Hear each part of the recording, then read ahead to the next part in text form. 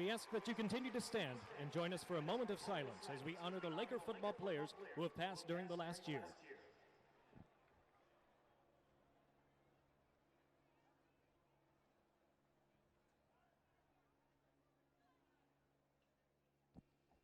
Thank you. Please continue to stand, and gentlemen, remove your hats. Veterans may remain covered and render the military salute for the playing of our national anthem, directed by Dr. John T. Martin, Director of Athletic Bands.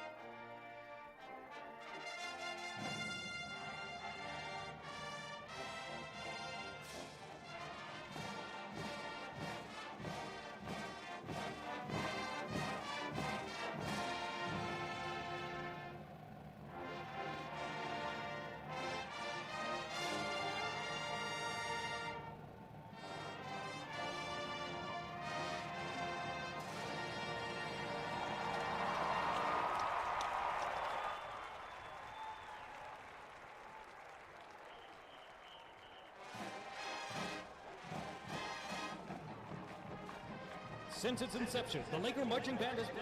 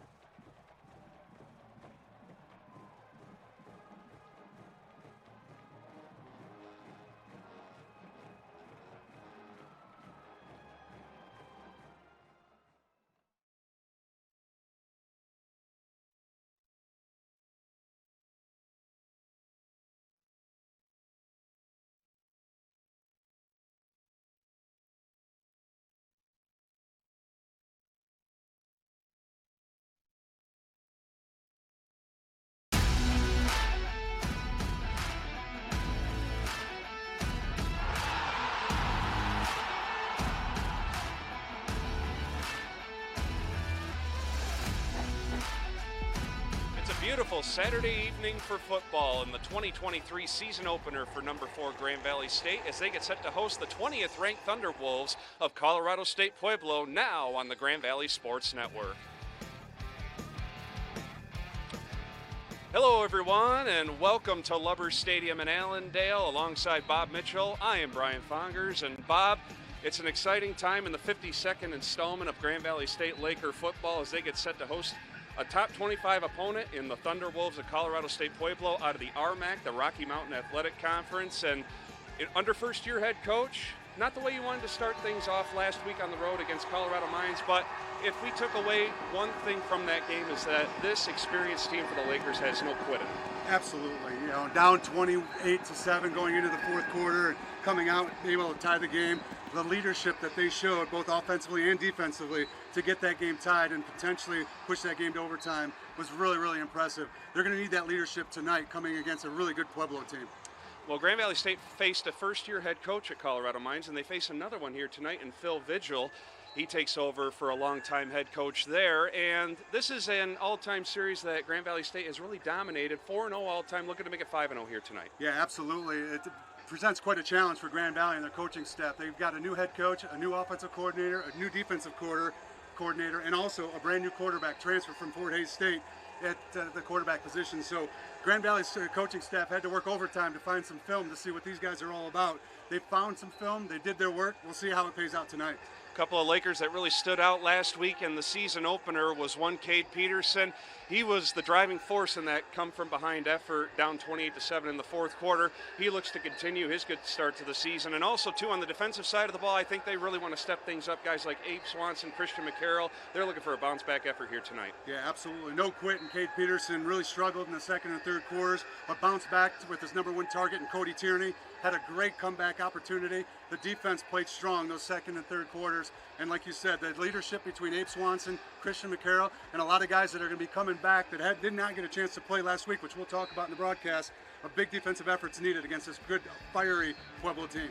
It's an exciting night. It's Bob and I's first broadcast together. We're looking forward to it. Glad to have you along here on the Grand Valley Sports Network. Kickoff is coming your way next from Lubbers Stadium here on the Grand Valley Sports Network.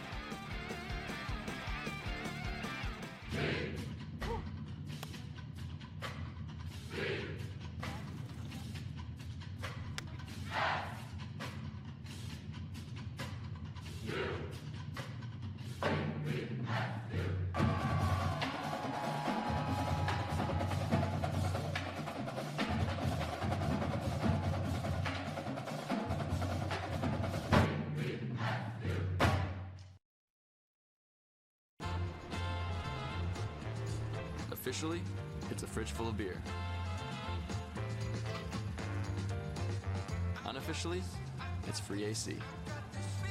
Coors Light, the official beer of everything unofficial. What drives me? Let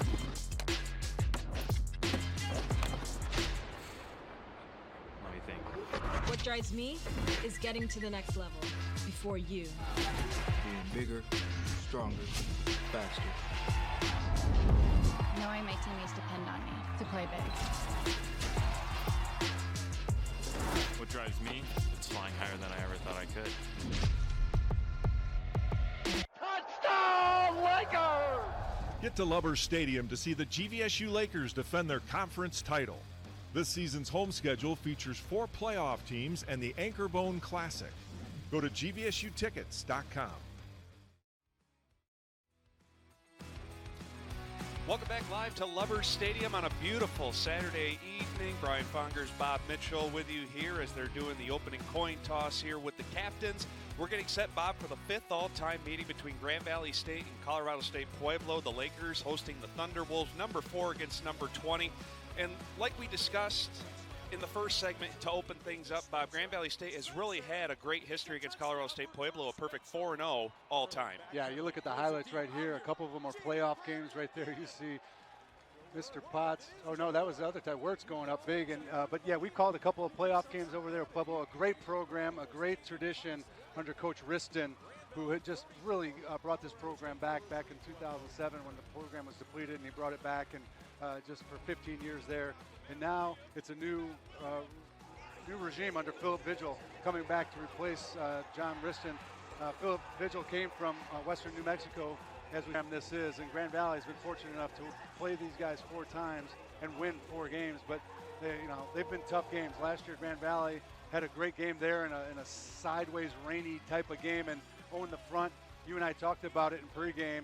This game is going to be won in the trenches. Grand Valley last week against the Mines really didn't establish the run and didn't establish the line of scrimmage like they wanted to. This week, they've really put an emphasis on trying to establish the run with their front 5 and really try to get their running backs involved in this game. This is Pueblo's just their second trip all time to Allendale. They came here back in 2021 on September 11th. Grand Valley State won that by 20.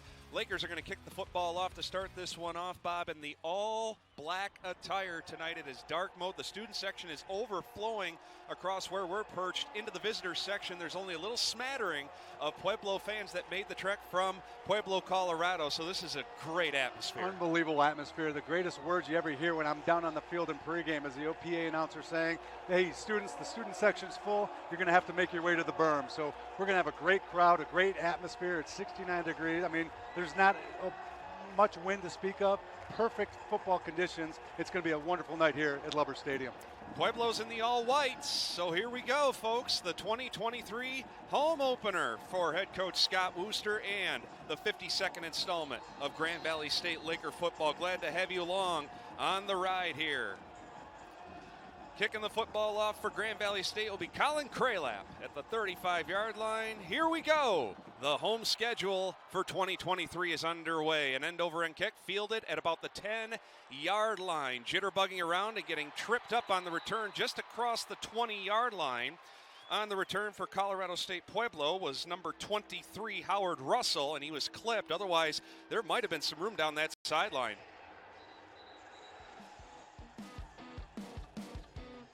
As we'll get into our keys to the game here, Bob, we got a shaken up Thunderwolf already on the opening kickoff. He's being helped to the sideline by a couple of players and a member of the training staff. But Bob, let's get into the keys to the game here. Let's start off with Grand Valley or Colorado State-Pueblo. Yeah, absolutely. They want to stay aggressive. Defensively, they're an aggressive team. They're going to attack. They're going to blitz. They're going to bring guys off the corner. They run a non-traditional 3-5 defense, but also on the road, they got to get a good offensive start here and try to move the chains to not allow Grand Valley's offense to get on the field too quick. And again, both teams want to establish that line of scrimmage. Here's Chance Fuller, the senior out of Arlington, Texas.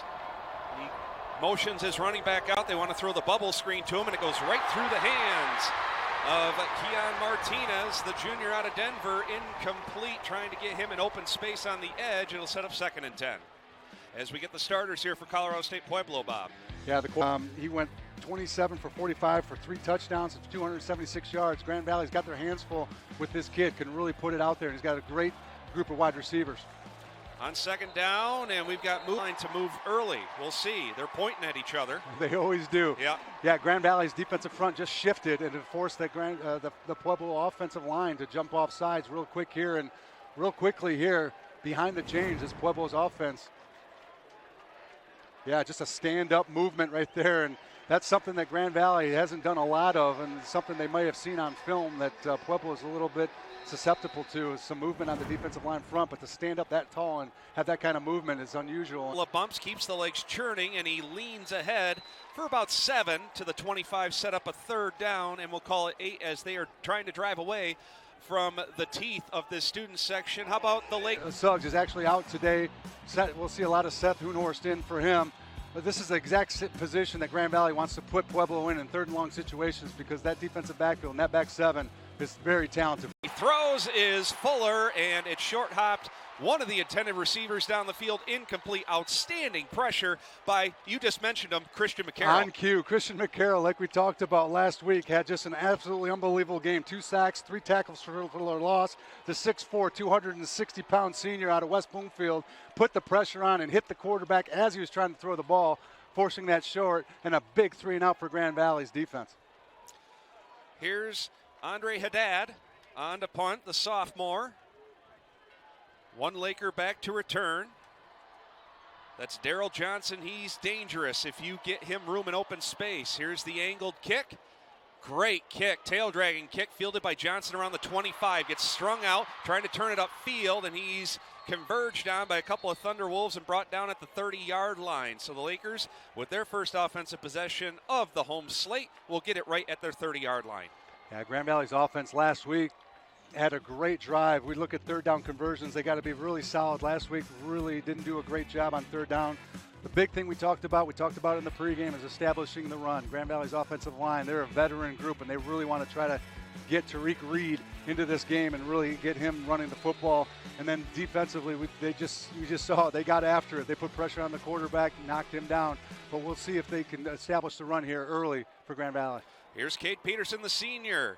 Short drop, pump fakes, looking around, plenty of time to throw. Now he rolls out to his left. He'll tuck it and run. There's a flag down at the line of scrimmage as Peterson maneuvers down the left sideline for a first down. We'll see what the flag is all about again. It was thrown at the line of scrimmage by the far sideline judge in front of the Pueblo bench. We'll see what this is all about. Yeah, it's an interesting spot to throw the flag because you really don't know. If it's in the backfield, you know it's holding. If it's in the defensive backfield, it's defensive holding. Right there at the line of scrimmage, way down on the sidelines. There's they're no wave flag. the flag off. Here's the flag off. We see the replay right here. Cade Peterson had a lot of success with his feet last week on the run against the Mines, and Grand Valley's going to need to see that a lot here tonight with him. I believe he got enough for a first down. We'll see where they spot it. Chains haven't moved just yet. I think he got exactly 10, so it should be a first down at the 40. And there they go. There we go. So a good start, Cade Peterson. He did it all last week against Colorado Mines, and his rushing touchdown late in the fourth game gave him a chance, tied the game up at 28. So here we go. Peterson in the shotgun. He's got his running back to his right there. That's Tariq Reed, who looks to get going. He was very quiet last third off to the sideline. Now he'll send Kyle Knott in motion, and here's that patented jet sweep to the wide side of the field, and Knott is plowed under. May have gotten 2 yards to the 42. That was a great open field tackle to make it 2nd and 8 as we go through the Lakers starters on offense. Yeah, the guy that runs it all, Cade Peterson, the 6-year senior here at Grand Valley. Tariq Reed, the running back. Last week, Cody Tierney, what a great game he had. Daryl Johnson and Kyle Knott really big in the run game as we saw here today. And Drew Peterson, the tight end. You also see a lot of Gavin Kasu, the big tight end. And up front, we got a little bit of movement. Brett Weaver starting at guard for an injured player. Gabe Brown's in protection. On 2nd and 8, a short drop again by Peterson. With time, steps up, looking. He's going to try and run, and he's tripped up at the line of scrimmage for no gain. Great open field tackle by Pueblo's John Nucci, a junior out of Colorado. It'll set up a 3rd and 8 there. If he doesn't tackle him, maybe Cade's still running. Here's the defense here for the Thunderwolves, and they are a talented group. They've got some length. Cody Ramming, the senior, 6'7", 229, the defensive end. Had a couple of sacks last week. The linebacker crew, they run 4 linebackers here. Like I said in the open, they run a non-traditional 3-5 front, run a lot of linebackers into this group. Grand Valley is really going to have to really do a good job against the run with all those guys up in the front. 3rd and 8 now. Peterson claps, takes the snap, 4-man rush with time, lost it down the right sideline, and a great grab. Was he in bounds? Yes, sir, on the completion to Cody Tierney. What a grab in front of his own bench into Thunderwolf territory at the 31-yard line. He had an outstanding game last Thursday at Mines. Cody Tierney is celebrating a birthday week this week. He had a birthday earlier this week at 23 years old and does a great job of concentrating there. And look at that footwork right there, keeping that left foot in, toe tapping for the big play for Grand Valley. First down Lakers at the 31-yard line. What a great back shoulder throw by Peterson as well. From the 31, Peterson takes the snap, hands it off left side. Tariq Reed, great spin move into the 2nd level. Jitterbugs his way inside the 25 down to the 23. He gets 8, made something out of nothing there on first down. You and I talked about it in the pregame, and we talked about it at the first snap. They want to get him involved, and again, he doesn't get involved until the 6th or 7th snap of the game, but that's why he's so talented. He's a guy that can really run the ball and make people miss, and what a great run right there, setting up a 2nd and short, opens up the playbook for the offensive coordinator, Matt Vitzum. Just like last week at Mines, their first drive, they're marching right down the field. Went 99 yards last Thursday at Mines. Looking to go 70 here. Here's a little option pitch. Lynn Weichel with a seam. Angles outside the numbers. He gets a first down before he is chopped down by Nuski again. But that'll move the sticks. They're in the red zone, Bob. 1st and 10. Yeah, Lynn Weichel, he's a little guy, 5'9", 170, but man, he's got wheels. The redshirt freshman from King outside of Detroit, and they just want to get him in space. One of those guys that when you put him out in space and he starts getting comfortable, he can make a lot of guys miss, and it was a great run right there. Again, Grand Valley, first down. This is a Pueblo defense that really did a good job. They forced 6 turnovers last week in their season opening victory at home, and another key, I guess, complete to his tight end. Gets crunched immediately, but gets good yardage, about 5 yards on the completion there to his big tight end. That is going to be Gavin Kasu. Using some fans from the mines, and they could not believe the size of this kid. 6'6", 260 pounds, and he is all of that, and he's a big target. Did a great job, made a couple big catches last week. Stutter step, nice jump cut, 5 to the goal line, he's in! Touchdown, Grand Valley! There it is. We talked about it. Tariq Reed making people miss, and UCA had the defensive end, pushed him out to the outside. A great job by the offensive line up front. And statement made by the offensive line as well. They probably could tell you they got punched in the mouth a couple of times last week at Mines. Well, they made a statement here tonight on their opening drive once again. The extra point is up. It's definitely got the distance, and it's up and good. That'll make it 7-0 Grand Valley State. 9:23 to go in the opening quarter. We're back after this timeout on the Grand Valley Sports Network.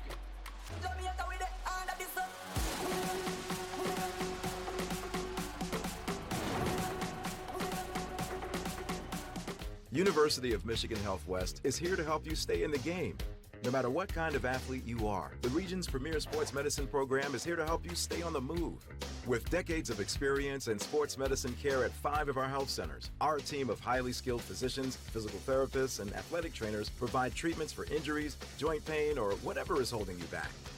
University of Michigan Health West is the official sports medicine provider of GVSU Athletics. More at ufmhealthwest.org/locations.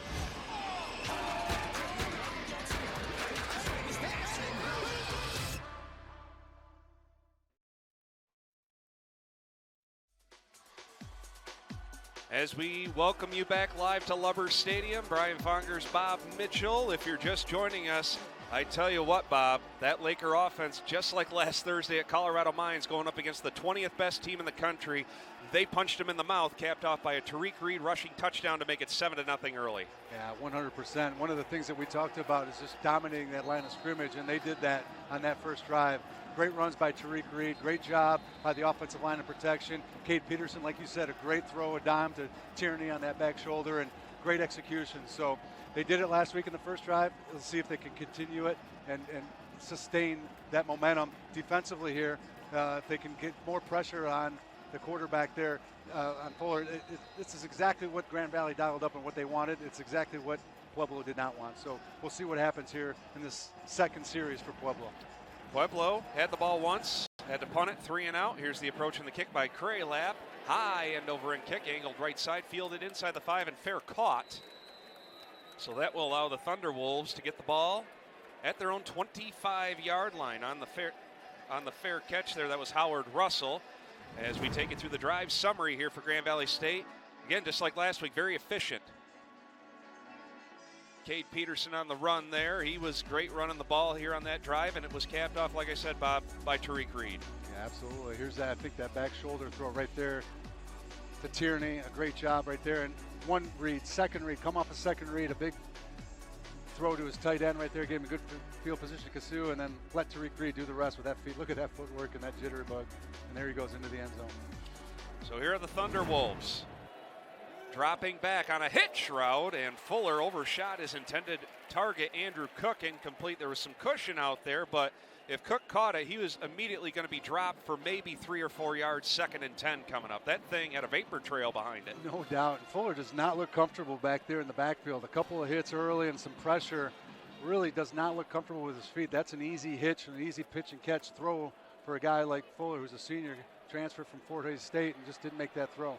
Now we got a go route down the left sideline, and there's just no room there. Incomplete, looking for Reggie Retzloff. That's the player to keep an eye on offensively for the Thunderwolves, Bob, and that was just outstanding. Devin Pringle, as you see in the replay, has nowhere to throw the football and very physical with his receivers. You talked about Reggie Retzloff, 6'3", 212 pounds, the transfer from Calside Riverside College, and that's 6'3", big receiver for the Mines right there. Great job. Here's Fuller again. He's got a man out there and getting absolutely tag-teamed and leveled, and the ball popped free, incomplete. Zach Rakowski had the ball for a first down, but he was just drilled. Was that, once again, was that Pringle on the tackle? Pringle right there on the coverage, as well as Cole Petrito, who did not play last week, and a great job of converging and knocking that ball out. Zach Rakowski, 5'8", 141 pounds, a little guy. He had 5 catches for 77 yards last week and a touchdown, but I don't think he saw those hits like you just saw right there. Classic high-low. Here's the tail-dragging punt. Johnson a fair catch, and he will swoop under it and make the grab at about the 39-yard line. So again, 3 and out go the Thunderwolves, and they're looking for answers here early offensively. Here's that throw again, and you see that replay. You see, Cole Petrito coming in from a safety position, and right there Pringle on top of it. I mean, that is just textbook coverage. Great teamwork by the two guys, and that was an open receiver. Normally last week when Fuller was throwing those balls, that receiver was wide open. Today, not so much, as we take a look around the league in D2 football. We see Ashland up early on Ferris. Here's Peterson on a bubble screen. Daryl Johnson on the reception. He got a good block on the edge, and he's able to trudge his way for 6 yards to the 45 before he's brought down by a couple of Thunderwolves. There's Nusky again in on the tackle. He's an active linebacker for Colorado State-Pueblo. It'll be 2nd and 4. One of the things we didn't see a lot of last week with a very aggressive defensive front was you just saw right there into their offense to try to take away the speed and the athleticism of this Pueblo defensive front. Can he turn the corner? Did he get enough? He's close. I think he did get it close to midfield. Grand Valley State once again moves the sticks. He needed 4. He got exactly 4. Yeah, great job there getting that. When that running back dips that shoulder in the inside, when his blocker's outside, it helps the blocker because the defender moves inside and the defender can move him in and the running back can run outside. A great job of running there by Tariq Reed. Just shy of midfield. Peterson claps, takes the snap. Here comes some pressure. Pocket holds. Now he'll reverse pivot to his left, to his right. He's in trouble. He's got a man wide open. It's Kasu on the percentage.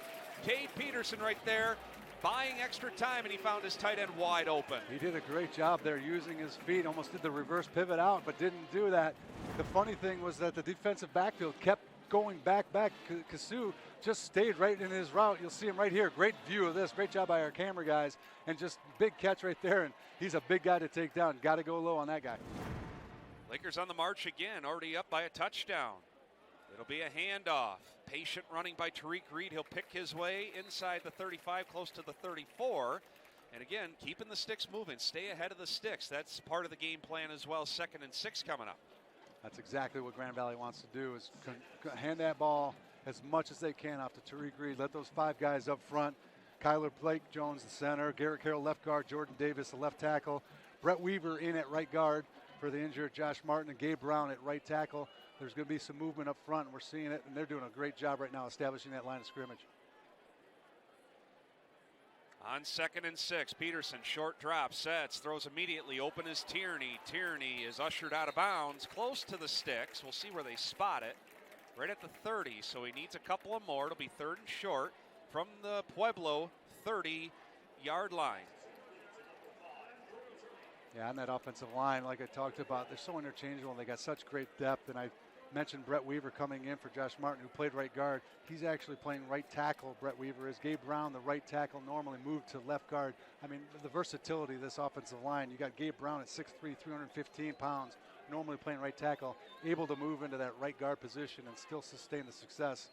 really, really good job by that offensive line. Here comes pressure by Pueblo. Handoff. Nice jump cut and a cutback by Tariq Reed.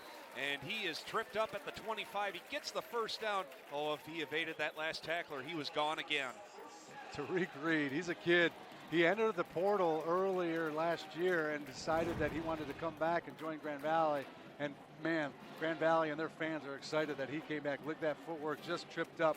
A great job by a player that we talked about, Daniel Bone, a defensive back, 6 foot, 175 pounds. He's listed as a defensive back, but he plays basically a rover position and plays as a linebacker and as a defensive back. Probably the best defender on Pueblo's team. But man, get Tariq Reed going and look out. Peterson now, play action fake, looking, sidesteps to his left, still looking. What time he's going to tuck it and run. He's got some room, angling left side outside the numbers, slips a tackler and he lost the football. It's out of bounds though. Oh, a break is caught by GVSU as that ball was raked out of his hands. It should stay Grand Valley State football because Pueblo did not have possession. Well, ball went out of bounds. We'll get a great look at it right here. Oh, that was ball did come out. He never possessed it. So, yeah, it's going to be Grand Valley football with a loss of 2 yards there on that run. Kate Peterson's got to be careful when he's running that football and really work on that ball protection. Let's see where they spot the football here, but that was a great job by the defender there to rake it out of his hand.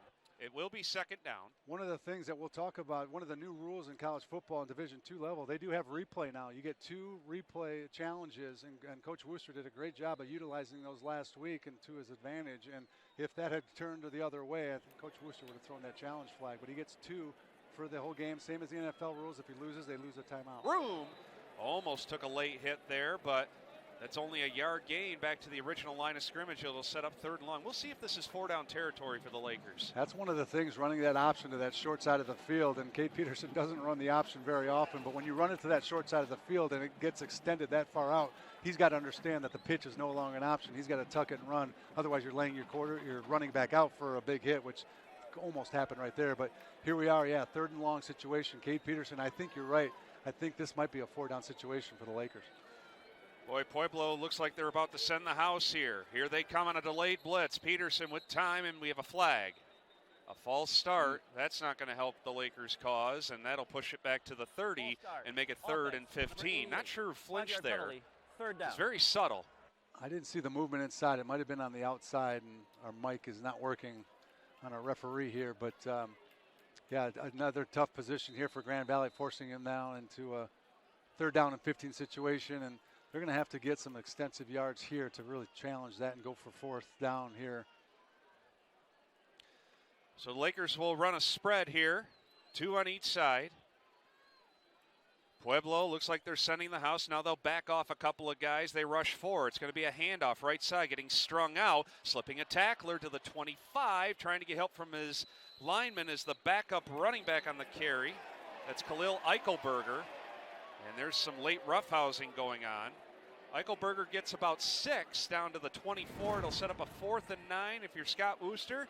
First home game as the Laker head coach. What do you do? You got to go for it right now. This is outside the range of Grand Valley's field goal kicking abilities right now. And a punt, if it's futile right now, you can put it in the end zone, you gain 4 yards. So, they're going to absolutely go for it. It'll be interesting to see what kind of play they can dial up here. Look for some crossing action between the receivers, the tight end, the inside receivers, and Colorado on the inside.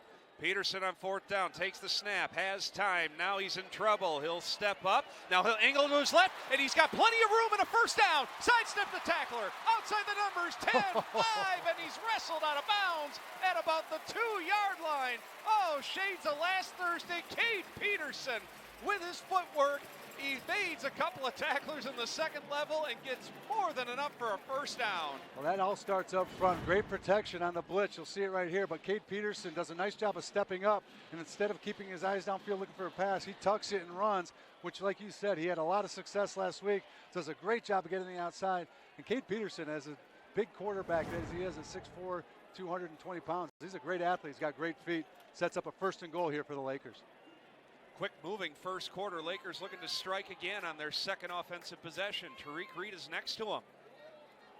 On the snap, they'll hand it off to Tariq Reed left side with a juke move. He turns the corner and he's inside the pylon for a Grand Valley State touchdown, his 2nd of the night to make it 13-0 Lakers. Welcome back, Tariq Reed. You had talked about it earlier, how he dips that shoulder and he really influences the linebackers to step up. When you dip that shoulder in, those linebackers got to step up and fill that hole. We'll get a great view of it here. Look at Bone right here. He sees that shoulder dip, gets the outside offensive lineman able to get on him, and that was Kyler Blake Jones, the offensive center. They just got a hat on a hat, and Tariq Reed does the rest, bouncing the outside using his speed. Here's Josh Gorball on to attempt the extra point.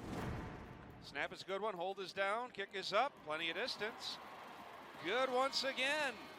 Couple of minutes to go in the first quarter from Allendale, and number 4 Grand Valley State is taking it to the 20th ranked Thunderwolves of Colorado State-Pueblo. Still a lot of football left to play here in the home opener for the Lakers. We're back after this short timeout on the Grand Valley Sports Network.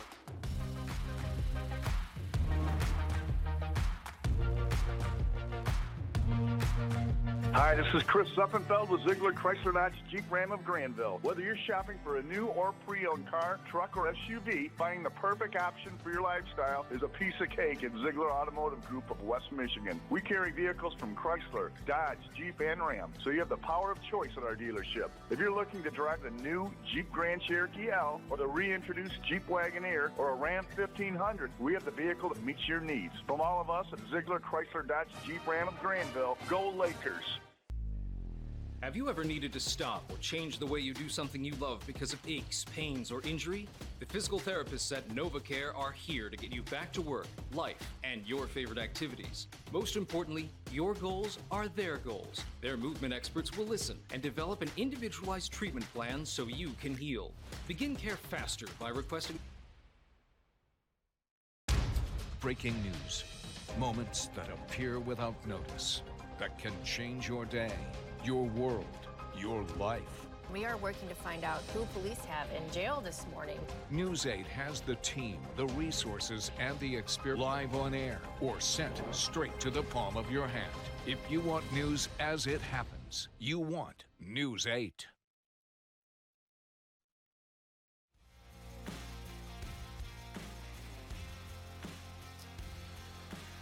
Back live from Lubbers Stadium in Allendale. Brian Fongers, Bob Mitchell.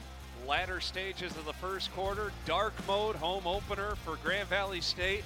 And they are opening up a little bit of a can on number 20 Colorado State-Pueblo, up 14-0. It's been the Tariq Reed show, Bob. Couple of rushing touchdowns early in this football game. Yeah, Grand Valley and their coaching staff talked about it all week long, why they wanted to establish that line of scrimmage and really get Tariq Reed into this ball game, and they've done just that. And like you said, Grand Valley has really dominated this football game, and they need to consistently continue to do that throughout this football game. Kraylap's kick stays in play. It's a shorter kick. Running catch made at about the 12. And working his way, we got a flag flying here. We got a little wrestling match between two Thunderwolves and a Laker. This was all about because the official immediately threw the flag. A little bit of a scrum. Usually if you're on a kickoff team and you're attacking a kicker, they'll throw that flag if you're double teamed, but it was the opposite. It was two Pueblo guys on the Grand Valley guys, so I have no idea what this flag is going to be, but great coverage. Grand Valley special teams in the years past has been controlled by Matt Mitchell. Coach Wooster has given that roll up, and he's let during the return, get a holding call number 80 against Pueblo. 10 yards from the end of the run. 10 yards. First down, CSU Pueblo. The end of this run. So that's going to put them back into the shadows of that student zone. And we mentioned it before kickoff. What a contingency of students we have here this evening with the band as well, the noise. The atmosphere is just electric. You know, I was thinking about it earlier today as I was prepping for this game and this student section and how loud they are and what an influence they had. I remember a couple years back when Ferris State came into this game and they had 3 consecutive false start penalties because of the noise at this student section. Not quite the noise and the rivalry tonight, but yet a great turnout by the students. Handoff on first down, and Abe Swanson. How do you do, Mr. Martinez? Abe Swanson, I think, just jarred a piece of equipment loose from Martinez, the running back, but that is a wrecking ball right there, Abe Swanson on the tackle for just a yard gain. The preseason All-American didn't have his best game last week. I talked to him here during the week, during the practice, and he's really focused on having a great game here tonight and being more of a leader and really attacking this Pueblo defense or offense. Quick snap. Martinez on the handoff again, and he is met by a brick wall of Lakers and shoved back after just a couple more yards. It's going to set up a third, and we'll call it 7. Again, Abe Swanson in on the tackle. Yeah, one of the things that Abe struggled with, that he had an injury through the season, preseason, the fall here. Didn't really practice a lot in the fall. The week leading up to the Mines last week, didn't practice a lot. A full week of practice this past week, and he looks to be in form here against Pueblo. Student section has come alive as we're in the final moments of the first quarter. Fuller, empty formation. Receivers everywhere, drops back. Here comes the blitz. Pocket collapses and down he goes. Abe Swanson once again in on every play on this drive, and it's going to be another 3 and out for the Thunderwolves. He is fired up, the leader of this defense and one of the leaders of this team. A great job on a little bit of a delayed blitz, and he just lines up Mr. Chance Fuller and just puts him down hard, and Grand Valley is going to be 3 and out again defensively. I mean, you cannot ask for a better job. Going to be very content with letting the final seconds of the first quarter run off. What a start for number 14-0 lead going into the second quarter here in Allendale. Don't go away. We've got plenty of more action here in the home opener. Don't go away. We're back after this on the Grand Valley Sports Network. An injured knee might look pretty simple, but there's a whole person behind that injury. One who misses the feel of his jump shot and spending time with. We're here to help you reach your goals. We combine all the knowledge and expertise of a national health system. We see all of you.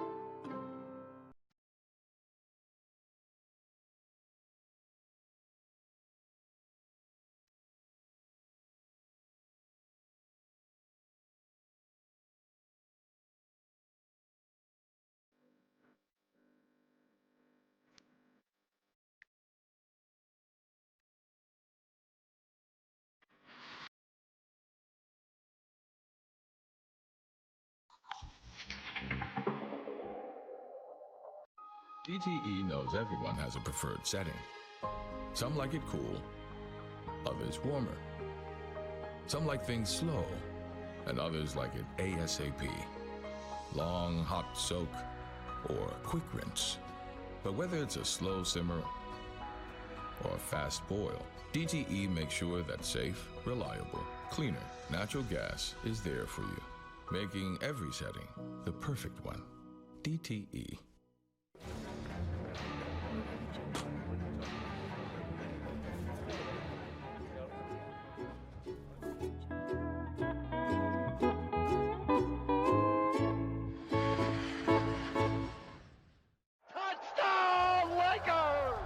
Get to Lubbers Stadium to see the GVSU Lakers defend their conference title.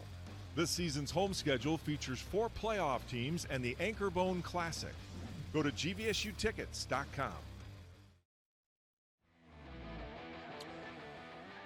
Back live from Allendale, Brian Fongers, Bob Mitchell getting second quarter action underway in the 2023 home opener as Colorado State-Pueblo is forced to punt. Here's Haddad's kick. It's off the side of his foot. It's going to take a Thunderwolves roll, and it's scooped up immediately by Kyle Knott. He's brought down immediately, but the Lakers are going to get outstanding field position in Pueblo territory at the 44-yard line as the number 4 ranked Lakers lead it over number 20 Pueblo 14-0. Heady play right there by Kyle Knott. If he lets that ball go, it's going to bounce for another 15, 20 yards, and really got his guys away from the ball, saw the bounce. A baseball player knows how to play the mid-hop baseball ground ball, and did a great job of collecting that ball and giving Grand Valley great field position here on their third drive. So let's see if the Lakers can make it 3 for 3. Tariq Reed with both rushing touchdowns for Grand Valley State in this football game. Peterson, who's been in on every play, takes the snap, fakes the jet sweep on the slant route. Oh, what a sliding grab made there around the 30-yard line to Jordan Johnson on the seat of his pants, and he somehow came up with it. Yeah, what a great catch going down. 6 foot, 185-pound sophomore from St. Francis DeSalle in Ohio, and what a great job of going down to get the ball. And what a great job by Kate Peterson throwing it away from the defense and only where his offensive guy could catch it. Lakers on the march at the 31 of the Thunderwolves. Peterson claps. He'll hand it off left side, trying to turn the corner using the stiff arm and getting bumped out of bounds as Sion Usma Harper, his first carry of the night, gets decent yardage, about 5 down to the 26, and The other rule change, Bob, we talked about it as well, is if a player goes out of bounds or if there's a first down, clock still runs like the NFL. College football, new rules, they've had it, and I think a lot of it has to do with TV and TV money at the D1 level, but they're really trying to get 4 games in every Saturday to allow for that TV commercial money. But yeah, now it's only in the last 2 minutes of the game will you see the clock stop on first downs and or stepping out of bounds. On 2nd and 5, rolling out to his right is first down. Hold on, we've got a flag back in holding territory. And yes, it is holding. Yeah, Drew Peterson's locked up and just couldn't handle him one-on-one, and just a little bit too much of a grab right there, and they're going to bring this one back. Drew didn't get a chance to play last week due to injury, and so quite a connection over the last year. So they're going to march it back. Holding. Offense, number 44. 10 yards from the previous spot. At the Pueblo 36-yard line. Again, if you're just joining us, the Lakers all week they're playing a team out of the Rocky Mountain Athletic Conference. Yeah, really solid conference. It's really shown well in the playoffs the last few years. Pueblo, national champions in 2014, and the Mines losing to Ferris State last year in the national championship after losing their first 2 games to Grand Valley and Angelo State, who they're playing this evening. That's Sion Uzma-Harper juking his way back to the original line of scrimmage. It'll set up a 3rd and 10. And again, Bob, just like the previous drive for the Laker offense, this is 4-down territory. Absolutely. I think you're right. Same area, same deal as last week. And we see Sion Uzma-Harper getting some more carries. I think we saw Lynn Weichel. He might have gone into the training room with a little bit of an injury. Not sure exactly what it is, but that leaves Sion some opportunities for some carries. Receiver goes in motion. That's Daryl Johnson. Peterson with time. Back pedals. Now he'll tuck it and run. Look at all this room to the right side. He could take it to the house. 15, 10, 5. Defender closes in on him and hip checks him out of bounds around the 7-yard line. 1st and goal coming up. Man, there was a lot of room there once he tucked it and ran. Well, they brought a little bit of pressure, and that left man-to-man coverage in the backfield. And when you leave man-to-man coverage in the backfield, you stay out of your lanes. As we take a look right here, you see right there 6 defenders rushing. That leaves a wide open zone to the right side with man-to-man coverage, and Cade Peterson takes advantage. And we talked about it, a big hit there. It takes a little bit from Dion Dixon, but a great job of getting upfield in 1st and goal situation for the Lakers. Looking to make it a 3-score lead here, 7 yards away. Here comes Daryl Johnson in motion. They'll hand it off left side. Uzma-Harper following his blockers inside the 5, diving close to the 4. He gets a few. They'll mark it at the 5. 2nd and goal coming up as we are in the opening moments of this 2nd quarter. 14-0 GVSU. Looking on the sidelines for Tariq Reed. Don't see him on the table or anything. He hasn't had some carries for a minute, but I love the fact that they're really going the 2-headed monster with this running back position, because it's a long season and these guys take a beating, and you see him right there on the sidelines. But Simon Hausman taking the load here for this drive. Pueblo showing pressure and sprinting to call a timeout is their head coach Phil Vigil in his first season.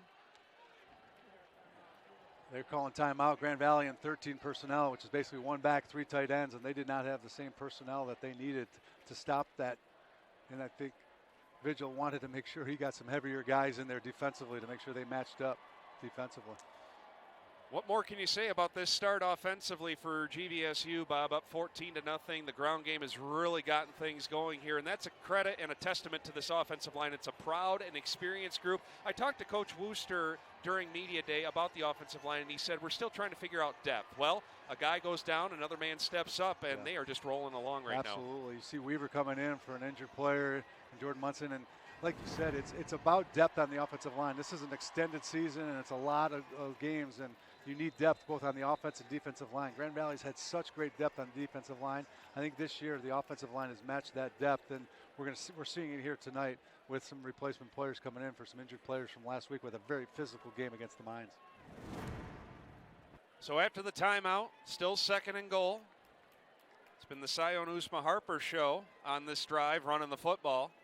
See if they keep it on the ground here. Use those big offensive linemen up front that have really done a great job blocking. On the snap, he's going to throw it. He's lived to fight another day.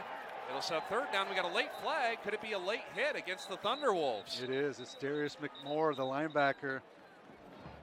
Just a really not smart play on his part. You saw the great coverage down the field, and you see Peterson just throwing it away, and just a late hit, and maybe selling it a little bit was the veteran Cade Peterson on the fall, but that's going to give Grand Valley a first and goal situation. Personal foul, roughing the passer, defense, number 45, distance to the goal, automatic first down. That's killer for the Thunderwolves. They had him third and goal at the 5. Now it'll be first and goal at the 2.5. They're going to protect the quarterback at all costs, every level, Bob, as we know in today's football. I was laughing earlier today. McElroy was doing a game, and he's a former quarterback for the Alabama, and he's just laughing at the rules these days. He's like, man, I could have played another 20 years if they had these rules. Here comes Daryl Johnson in motion again. On first and goal, Peterson takes the snap, handoff right side, Uzma Harper sticks the foot in the ground. He's in for a GVSU touchdown to make it 20-0 Lakers early in the second quarter. 3 rushing touchdowns for the Lakers here so far tonight. Great job by Kyler Blake Jones and Gabe Brown on the right side. You'll see number 50 and 60 right here going right behind them, hat on a hat. Easy run right there, but the athleticism of this offensive line and the size that they are, what a great job of blocking up front, and just allows the running back to run in untouched. Great job by Grand Valley as they're about to go up 21-0. 3 drives, 3 touchdowns for the Lakers. 3 drives, 3 3-and-outs for Colorado State-Pueblo. That's your story. The extra point is up into the overflow of students, and it's good by Gorball. 21-0. Number 4 GVSU is rolling over number 20 Colorado State-Pueblo. More football action from Lubber Stadium is coming your way next on the Grand Valley Sports Network.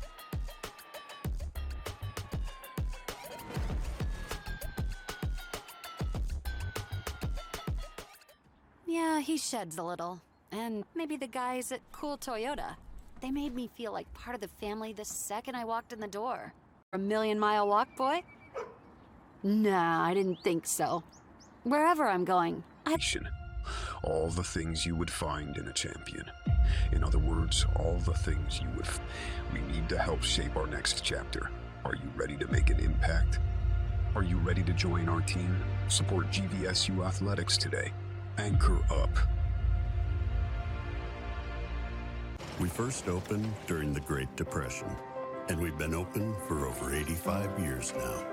Through everything that's come our way, we've stayed open by working to make life easier, better, and fresher. By making a real difference in the communities we serve. And by being the kind of place where your money always goes a little further. That's why we're open. Come see for yourself.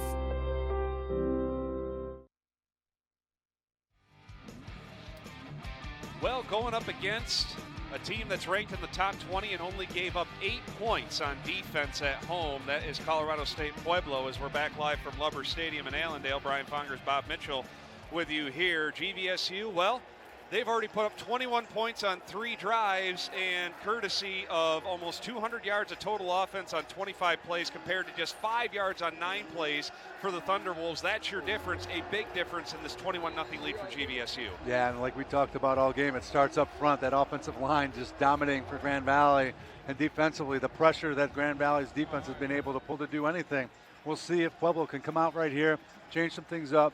They're going to have to go deep into their bag of tricks and look for some trick plays here coming out for Pueblo.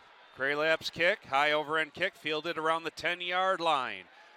Trying to angle to his left and getting met by a couple of Lakers. There was Martinez. He's the starting running back. He also returns kicks. And he was cut down immediately by a couple of GVSU specialists. Yeah, Grand Valley just doing a great job as Cade Peterson finds his wide receiver there, throwing only where he can catch it. And Isman doing everything he can to make this drive. This is the play of the drive right here. Cade Peterson, man-to-man coverage, finding a gap in the zone, getting in way deep into Pueblo territory, and just an easy run here with the offensive line doing a great job on a hat there. So here's Chance Fuller, drops back, sets, fires on a hitch route. It's complete, backpedaling and getting absolutely engulfed after about a 4-yard gain on the reception. That is complete to Rakowski. Yeah, Therese Reed doing a great job of sustaining his outside leverage and fouling him and forcing him into the middle of that defense, and the tackle by Anthony Cardamone, just a great job. Quickly to the line of scrimmage. Handoff. Martinez. Look out. He found space around left end, and he's into the second level. He is grabbed from behind and tugged down finally close to midfield. That's their first down of the evening for the Thunderwolves, and it almost went for 6 by Keon Martinez. Yeah, Ian Kennelly doing a great job of grabbing anything he can by the running back right there to slow him down, and they get him. But a great job of leverage here on the outsides. We'll take a look at it. Good blocking on the outside. Ooh, little hold there. McCarroll, you can see that jersey and that shoulder pad flapping, but here's a vertical route wide open. Fuller finds his target. It's complete to Cook, and there was a coverage bust by GVSU, and just like that, they're in Laker territory close to the red zone. Yeah, we talked about it with Pueblo. They need to come up with something deep into their bag of tricks right there, and nothing too tricky about the last 2 plays. Just a zone read on the outside for a big play, and as we take a look here at the replay, Fuller just eyeballing his receiver on the outside, and I think you're right. It was just a busted coverage there on the outside, but a big play giving Pueblo red zone opportunity here inside Laker territory. From the 21, quickly to the line of scrimmage on a slant route. Space complete, getting triple teamed and dropped on the reception. That's Retzloff inside the 15 to the 14, and he gets 7, nearly 8 on first down. Yeah, momentum's an unbelievable thing in sports, and right now Pueblo feels a little bit of momentum here with their offense. And we talked about Reggie Retzloff, his size at 6'3", 220 pounds. He's a lot to handle there on the outside. Another transfer student from Pueblo. Here's Fuller on the all-out blitz, and Martinez is spun down and dropped for a yard loss back at the 15. GVSU had enough of that running play. Looked like the same play that busted free for that big gain on the first play from scrimmage. Yeah, they run trips to the right side trying to bring that defense out, and Christian McCarroll and his size was able to get into that backfield with a big loss there and forcing a 3rd down and short situation. I think this is a 4-down territory here for Pueblo, but 3rd and short here for Fuller and his offense.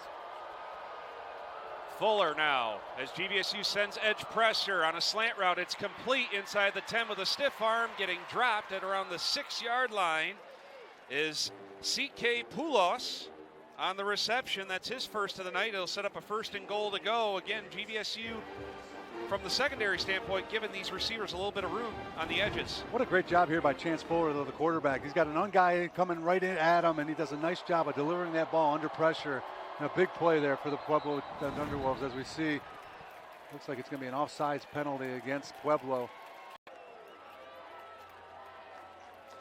He clapped twice, so that may have indicated maybe a hard count. GVSU almost jumped, Bob, but the offensive lineman must have moved first. It'll set up a 1st and goal. They're putting everything on Chance Fuller and his arm to try to make things happen. We'll see if they do anything with his legs. And immediately getting clipped and brought down around the 7. That's his big tight end. We saw a lot of Pueblo last week running a lot of tempo, trying to catch Midwestern State off guard. They had a big game against them last week, but Grand Valley has been up to the task here with the tempo offense. Again, 4 wides with a single back here. Fuller in the gun once again. Claps his hands. 4-man rush. Pocket collapses. He's hit as he throws. Is that a fumble? It's still live. They're ruling it, and GVSU can't fall on it. Or maybe they did. Are they calling that a fumble recovery? Oh, it looked close to the boundary.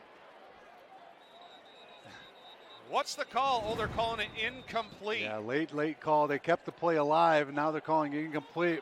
And I think it's as we got a good look at that review, that replay right there, it looked like his arm was moving forward when he got hit, which be an incomplete pass. But 3rd and long situation right here. You've got the opportunity to throw a replay flag, but I think Coach Wooster and his guys up top had seen that and saw that that was an incomplete pass. They're not going to throw the replay flag on this play right here. And it's going to be 3rd and goal from about the 7-yard line. This is 4-down territory. Down 21-0 are the Thunderwolves. They got to find 6 points. Fuller now, GVSU showing edge pressure. Handoff, Martinez on a cutback. Gets to the 5, and that's it. It'll set up a 4th and goal as GVSU sniffed that play out. Oh, we got a late flag flying, Bob. Grand Valley's got to be better than that to get any yardage. But the late flag and the emotion of this game may be getting a little bit too much. We'll take a good look at it right here. Handoff right up the middle. There's Colton Heibel, number 55, doing a great job of fending that off and coming back and making that play. Laker coaches are saying the player took a dive, kind of like a soccer dive. They're having a long conversation about this. There's a late shove right there. I think that's where they're calling it. That'd be Thomas Jolly Jr. Here's the call, Bob. The sophomore for Benedictine. Unsportsmanlike conduct. Defense, number 99. Half the distance to the goal. Automatic first down. Well, that's a tough break. That'll make it 1st and goal. You just got to keep your head in those situations. There's a lot of emotion, especially down in the trenches right here, and especially with the defense and offensive line. And any additional little shove or push is going to be magnified when you're down here. And Thomas just got a bad deal right there. But Grand Valley's defense is really under pressure here. Backup quarterback Blake Short is in the game. He'll run a quarterback draw up the middle, and he is shoved back. May have lost a yard or two back to the 4-yard line. So they bring in the backup quarterback, Blake Short, and he had nothing there. Jack Gilchrist was having none of that. They tried to run this little quarterback draw. We see it a lot from up north there at Ferris State University with their 2-quarterback system. And right there, Gilchrist did a great job of getting inside and making that play in the backfield. And in comes Fuller, the starting QB, here on 2nd down, right inside the 5-yard line and spreading this defense out. That was a business decision by Short there. On 2nd and goal from the 4. Here comes edge pressure again. On the slant route, it's batted up in the air, and it's incomplete.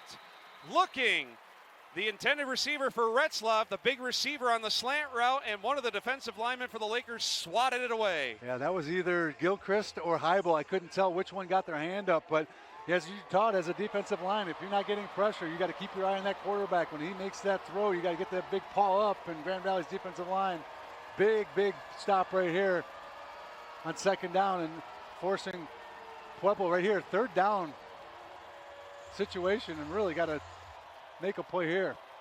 Wide receiver comes in motion on the snap with time. Firing back of the end zone. It's caught by Retzlaff for a touchdown. Great job by Fuller there. Patience in the pocket and good protection allows his big receiver. We talked about him, 6'3", 220 pounds. A big target, just gets open in the inside, and it all starts up front with good protection. Fuller puts it right on the money right there, and there's the big guy, Retzlaff, making that touchdown right in front of the student section for Grand Valley, and a great answer for Pueblo coming down as they've been dominated most of this football game, but a great answer there on that drive by the Thunderwolves. So they get on the board to make it 21-6 under 6 minutes left. Here's the extra point. It's up into the student section, and it is up and good by Sullivan Moon to make it 21-7 GVSU. Lakers will get the football back after this timeout in the home opener at Lubbers Stadium. More after this on the Grand Valley Sports Network.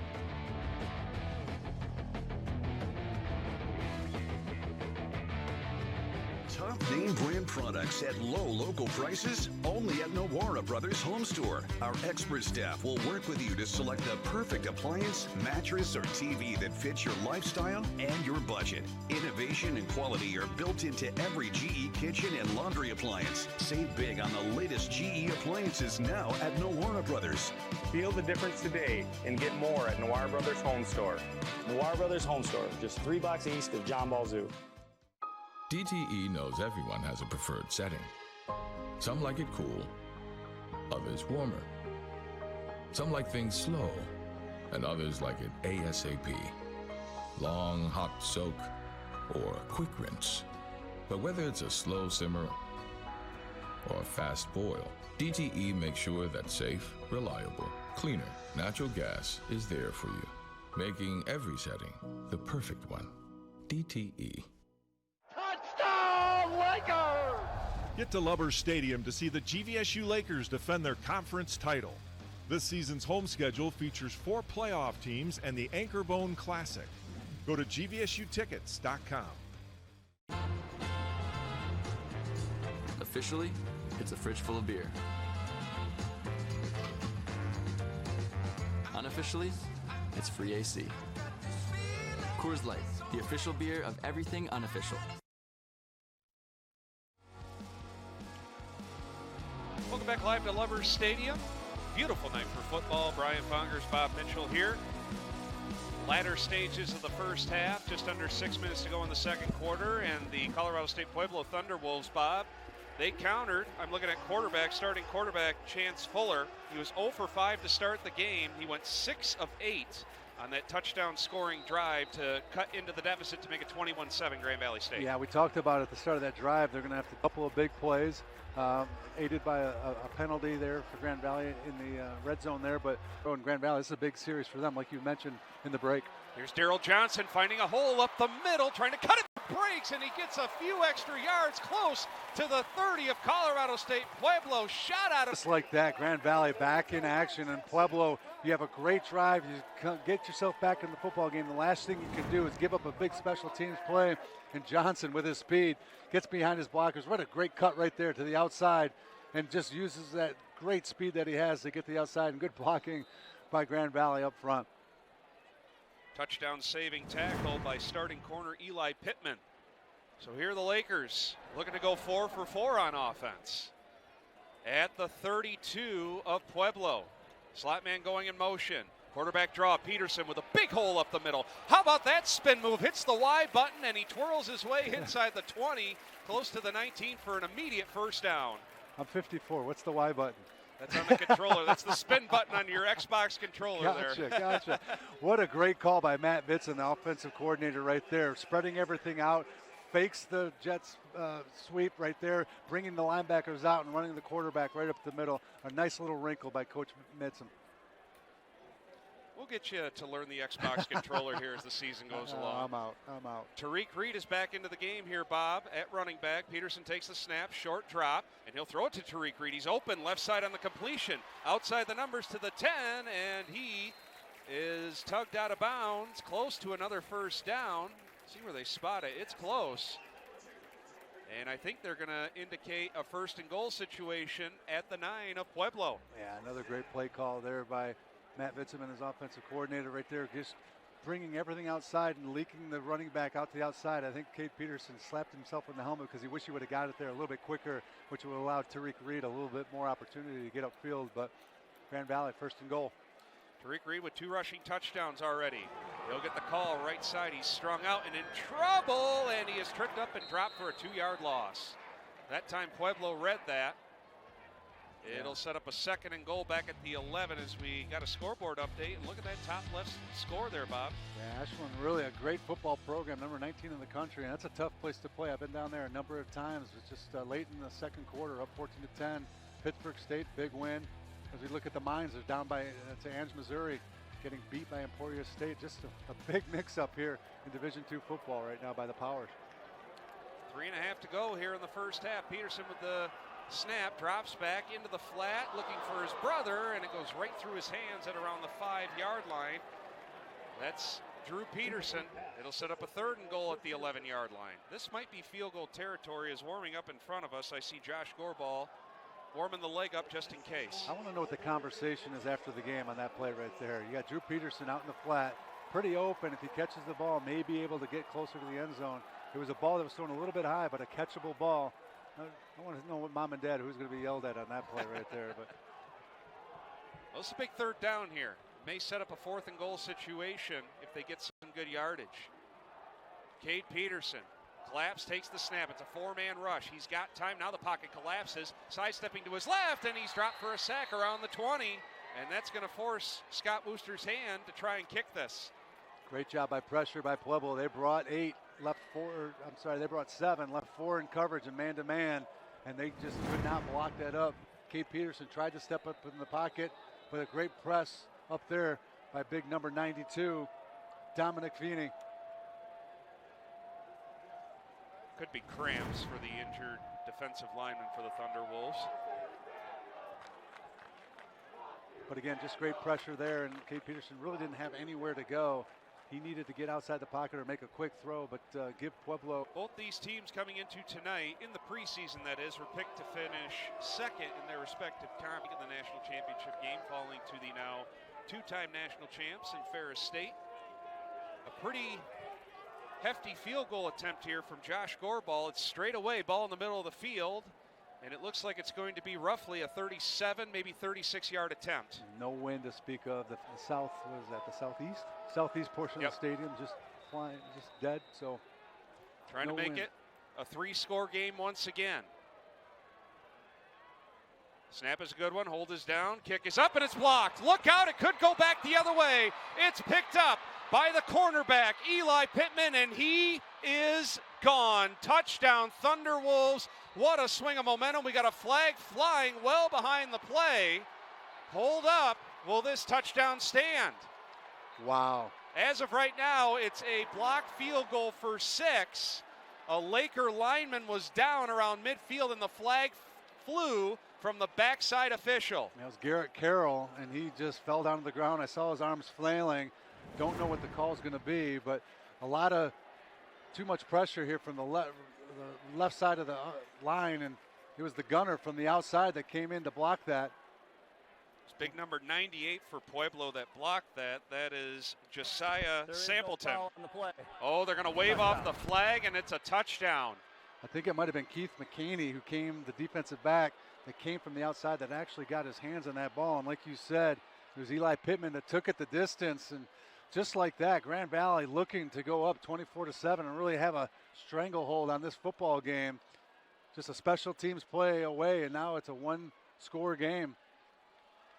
Well, this is a proud Pueblo program, and they know they've never beaten Grand Valley State. They would love nothing more than to stun the top number 4 team in the country on their home facility. Extra point coming up, trying to make it a 7-point game with 2:40 left in the first half. Snap is a good one. Hold us down. Kick is up. And it's good. So the first 21 points went to Grand Valley State. The next 14 to Colorado State-Pueblo. And the momentum has swung to the visitors. We'll take a timeout as well. Don't go away. Grand Valley State will get the football back, looking for an answer here on the Grand Valley Sports Network.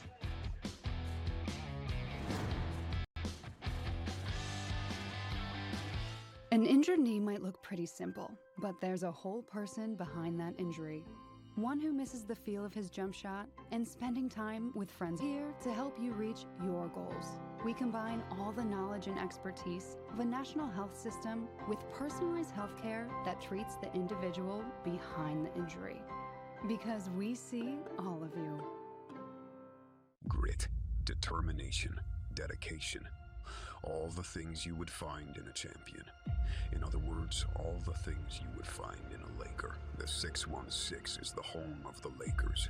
It's where champions are built. We need to help shape our next chapter.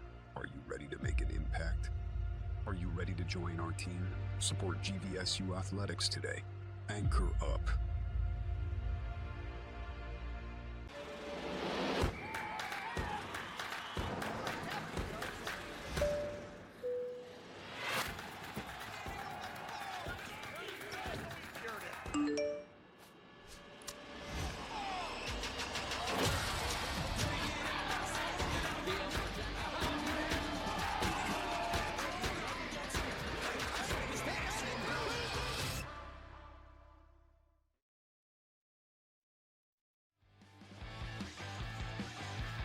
Well, how the tides have turned here at Lubbers Stadium. As we're back live, Brian Fongers, Bob Mitchell. A couple minutes to go in the first half, and all of a sudden Uncle Mo is on the side of the Thunderwolves of Colorado State-Pueblo. A blocked field goal return for 6 to get it down to a 1-possession game now at 21-14 GVSU. Yeah, Pueblo did a nice job on their offensive drive after being down 21-0 to make it 21-7 game, and then Grand Valley answers with some big plays and brings it all the way down into red zone territory and just stalls the drive, and then a blocked field goal. All of a sudden, we got a 21-14 game, and you see the sidelines at Pueblo. They're dancing around and excited, and Grand Valley a little lethargic now on their sidelines. Grand Valley's offense now has to answer right here before the half. High end off return. Now try a jump cut to the left side.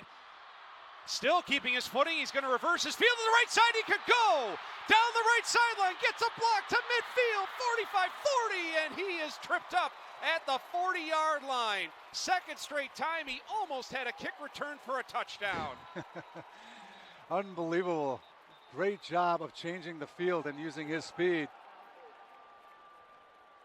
Looks like we got an injured player. I don't see anyone on the field down, but unbelievable job of using that speed and that change of direction. We'll get a great look at it here on the replay. And another thing, this kick return team, the blockers doing a great job of staying in front of the players and not blocking any black. When you get this kind of change of direction, it's so easy for the defenders to change their direction, and you know, offensively, you hit somebody in the back, and nobody did that on that circumstance, and Johnson uses his speed to get the outside. Grand Valley again at the 40-yard line in action here with plenty of time, 2:25 left on the clock before the half. Dorian McGarity was the last Thunderwolf defender on that return. They got all three of their timeouts well, so they can open up the playbook right here. From the 40 of Pueblo, Peterson hands it off. Tariq Reed looking for space on the stretch play, and there's nothing there. Flag comes flying here from one of the back judges as Tariq Reed loses a couple. It might be Kyle Knott locked up with the defender on the outside there. That's Danye Dixon again, and it might be a face mask on the defender, as I saw Kyle Knott trying to adjust his helmet after the play. We'll see. Hopefully that's what the officials case. call, because it's way out on the outside, back where the wide receiver and the defensive back were wrestling. Here in 2 minutes to go in the first half. We had a fast-moving first quarter, and the second quarter has hit the brakes, and it is going to be, looks like a face mask, Bob. You were right. Personal face mask.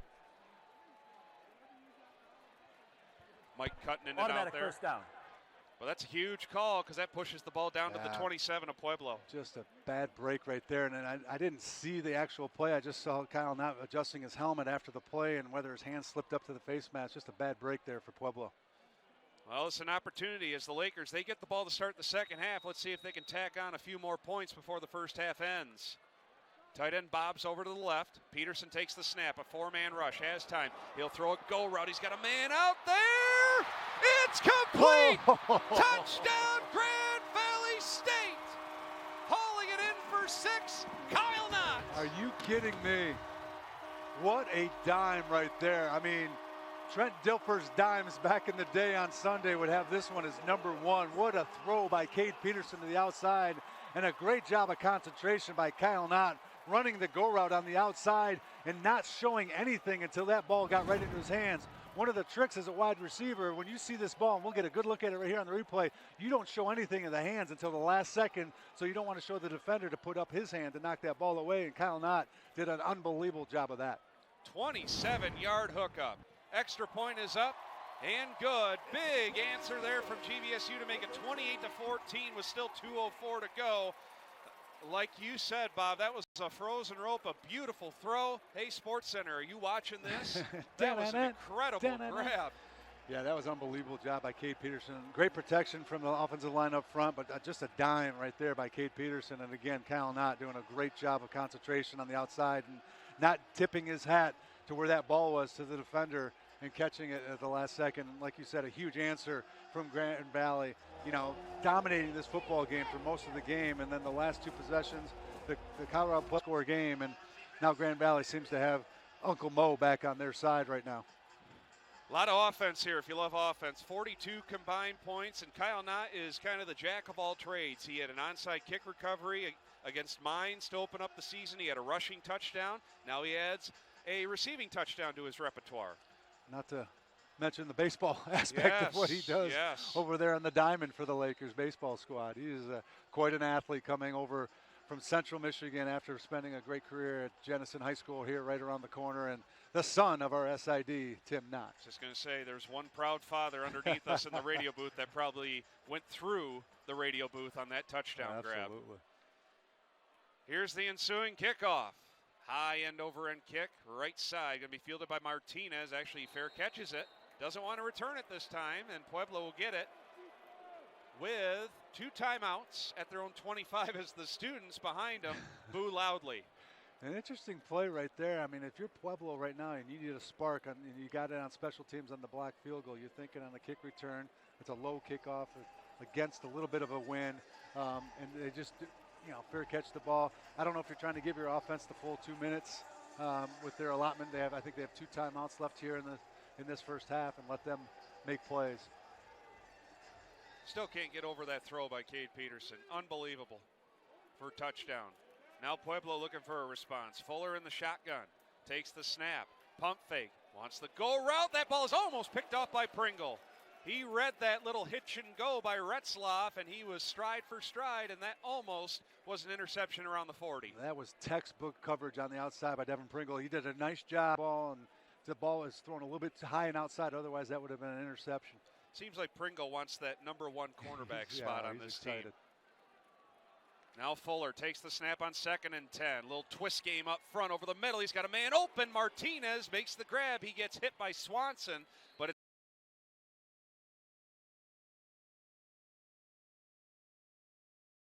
by Abe Swanson, allowing that seam route by the running back to get upfield, and we're going to get a timeout here for. They misspotted the ball. A little bit of a break there for Pueblo to stop the clock there for a little bit of a second, but again, Grand Valley got to play a little bit more pressure here defensively, not give up too much ground. Here comes the blitz. They're looking for that go route again. 30, and now they're starting to get chunk plays with the vertical passing game. Offensively, they found a little momentum. Deeping into any tricks or anything, it's just their normal offense. Fuller on the quick snap, in trouble, and he's just going to fly it out of bounds. Now, one of the rule changes, Bob, with the clock, under 2 minutes left in each half, the clock does stop on first downs and when you go out of bounds. Yeah, absolutely. It's one of the rule changes I'm not a big fan of because I love college football, and I never thought the games were getting too long, but it used to be on a first down, the clock would stop until you placed it, and then out of bounds would stop as well. They switched that to try to speed up the game a little bit, and in my opinion, NCAA trying to grab some money from their sponsors from commercials and adding an additional game to their Saturday repertoire in D1. But it hurt Grand Valley a little bit last week, but again, Grand Valley was able to tie the game with those new rules in place. Here comes the pressure again over the middle, and it's dropped. Might have hit the turf first as Fuller felt the pressure. He was backpedaling as he threw it, looking for Rakowski. Incomplete, 3rd and 10 from the Laker 30. Yeah, great job of pressure by that front. Rakowski, he's a 5'8", 141-pound sophomore. Just a little guy, but he can get open. He's got some great moves in there in the slot. Had a bunch of catches last week against Slough, and it's intercepted at the goal line by Pringle, but this one is going to be offsides against GVSU. Outstanding play made by Pringle.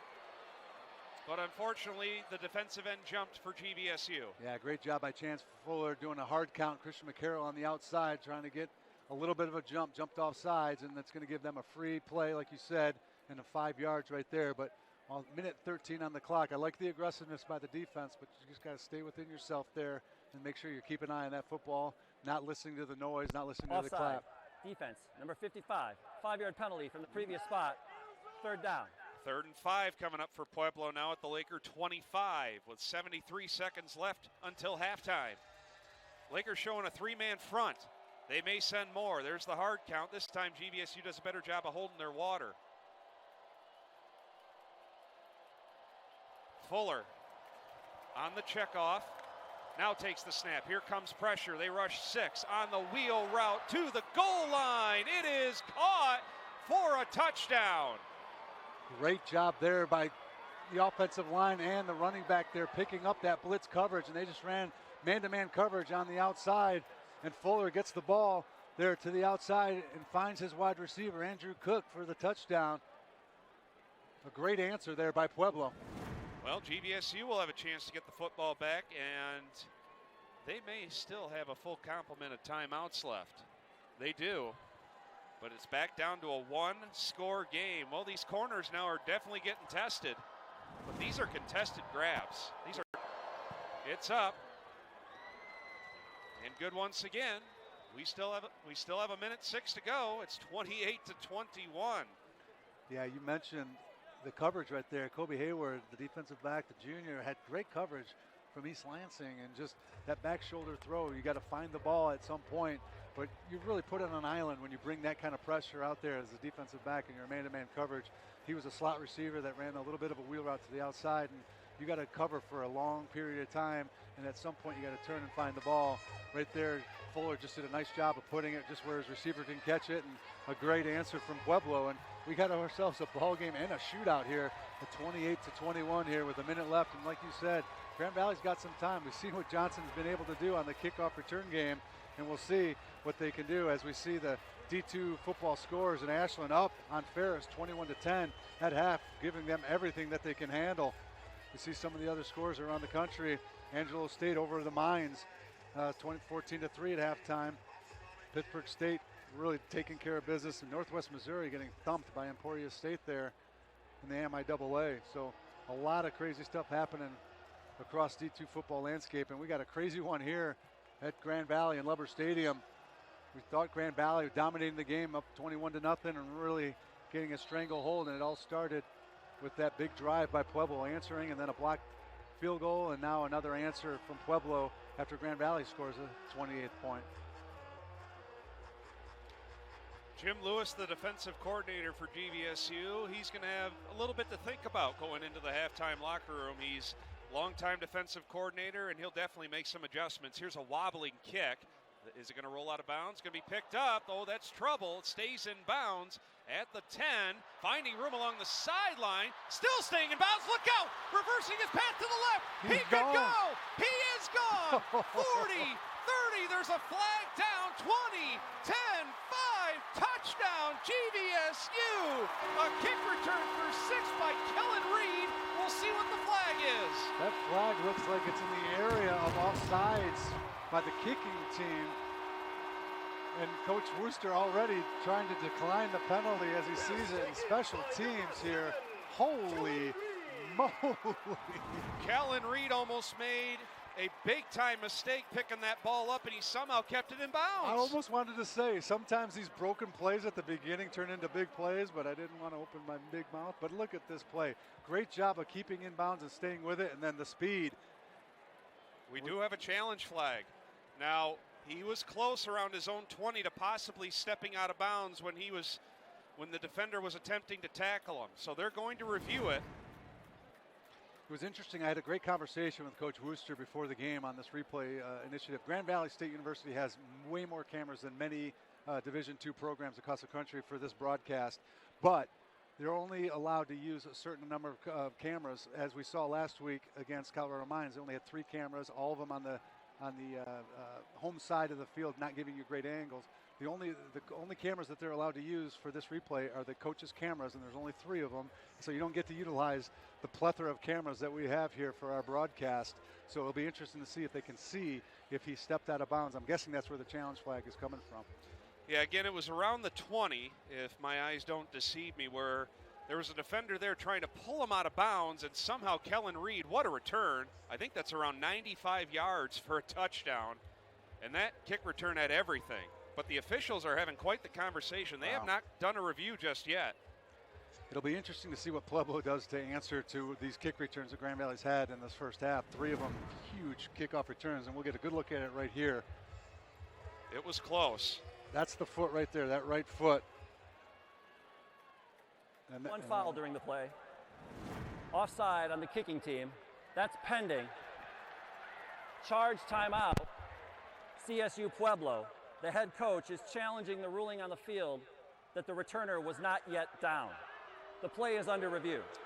Okay, if there's replaying that he was down, the knee was not down when he scooped the ball up at the 5-yard line. No, I think it's all about stepping out of bounds. And there was 2 different occasions where that right foot was very, very close. If that's the review that they get from that camera angle, there's no way that they're going to be able to overturn it because it was not conclusive that he stepped out of bounds. If they have a different view, we'll take a good look at it. And again, here's our great camera crew with a couple of great looks at it. There's a right foot there. There's another right foot. Other than that, there's no out of bounds. So those 2 right feet, that little hop step that he had with those 2 right feet are going to determine whether or not this comes back. But going back to Colorado Pueblo, I can see some pooch punts happening here coming in the second half by their special teams coach and their coordinator, because Grand Valley has had unbelievable success with Johnson, and now with the big return there by Reed. they got to change their scheme around because they can't keep kicking it away to Grand Valley like that. Do you like the replay being installed at the I D2 do. level? I do. I think it's a huge thing. There's some plays that has happened in the past against Grand Valley, notably against Ferris State, and some fumbles and some different things out of the. I think if you have the technology, use it. I don't like the way that slows up the game, and I get all that, but it happened, and I do love the taking advantage of the technology as long as that is even across the board, and we're not utilizing different cameras for different facilities. If you've got 3 different looks at it at every single facility, then yeah, I absolutely love it.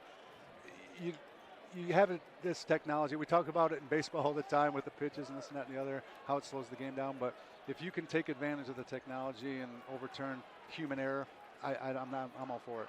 Now, the knee being down was closer than I thought. It all depends on the knee hits the turf. Did he have possession when that knee was down? Because he immediately picked the knee back up, and then he had possession of the ball. It's a bang-bang play, and this may take quite a while to try and figure out whether or not he had possession when his knee hit the ground. It was back at the 5-yard line, so this is a huge, huge challenge. Yeah, there's one of the things that I talked to Coach Wooster about too before the season and even this last week was one of the things as a new head coach is game management, right?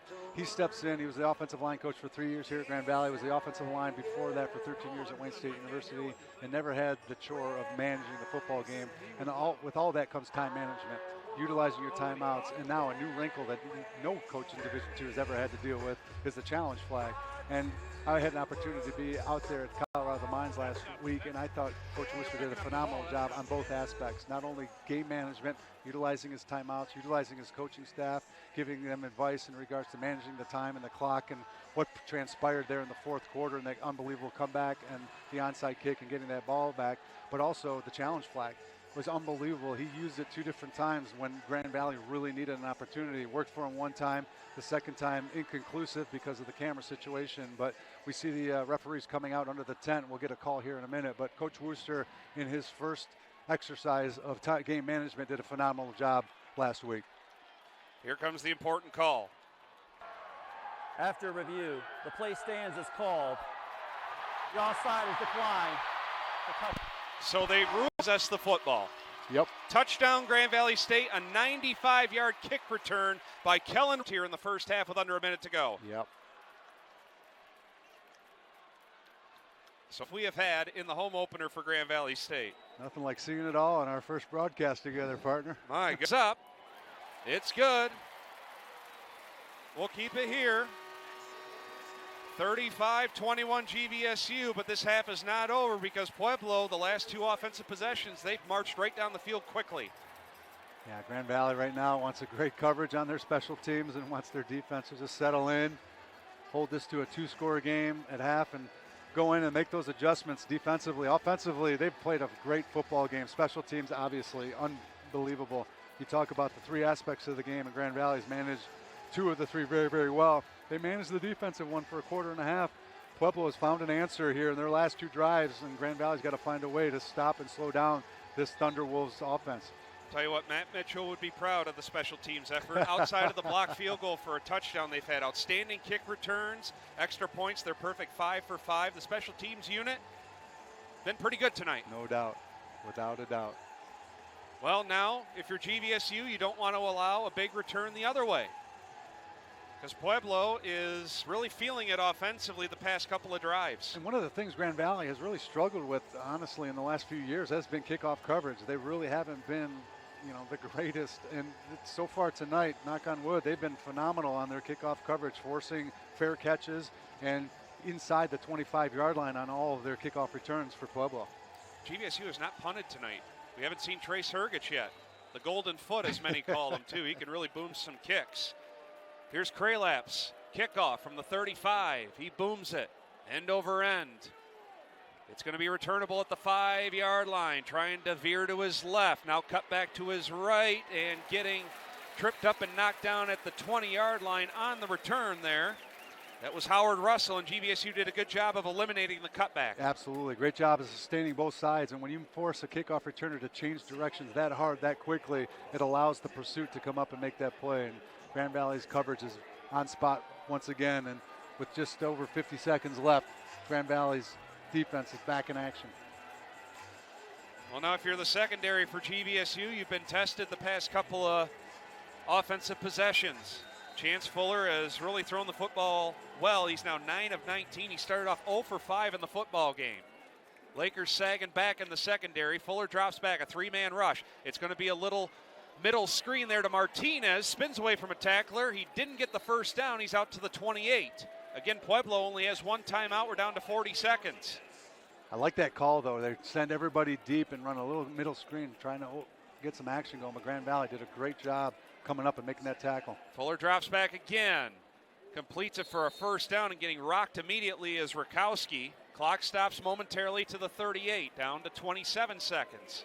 Again, just one timeout for the Thunderwolves. Fuller takes the snap, 3-man rush. It collapses. He'll dump it off to Martinez, trying to get out of bounds. He doesn't. Great tackle there by Pringle again, and Pueblo's going to have to take that last timeout with just 16 seconds on the clock and about a 5-yard gain. Great job by Pringle coming up and making that tackle, forcing that timeout for Pueblo. And Grand Valley playing a really relaxed defense right here. And you know, you always call it that prevent defense and preventing you from winning, but this is a great look for Grand Valley, really making sure that they're managing this clock with 16 seconds left, letting nothing behind them, no big plays. And if Colorado's Pueblo really wants to try to just get 8, 9, 10 yards at a time, it's not going to be enough for them to get any points. Well, last week at Mines, when GVSU tied it, just over 30 seconds to go, a lot of people were questioning, hey, did GVSU's defense run too soft of a defense? You were there. What did you see? No, absolutely not. They did a great job of trying to bring in pressure. That guy, John, the Heisman Trophy winner, that last throw to put him in possession, I was right on the angle where he put it in a window that was smaller than the football. I don't know how he got that ball in there. Great catch, great throw. Just a Heisman-type throw, a Heisman-type play. And he's a guy that reminds me a lot of the guy in Kansas City Chiefs. Just did a great job of getting his team in position to win the football game. After the timeout, 2nd and 5, Fuller throws it inbounds, complete for a first down to Cook. Clock stops with 11 seconds into Laker territory at the 49. They're going to spike it immediately. They quickly get under center and spike it down to 8 seconds. They got time for one, maybe 2 more plays. One play if they want to try and get in field goal range, but like you said, they got a long way to go. Yeah, they do not have any more timeouts left, so they got to keep something to the sidelines. Grand Valley's got to do a great job right now defending the sideline, because if they keep anything inbounds, the clock will run out. Everyone gets set. 3-man front again defensively for GVSU. On 2nd and 10, Fuller drops back with time. Steps up and he's tripped down. That should do it for the first half, because they have no timeouts left.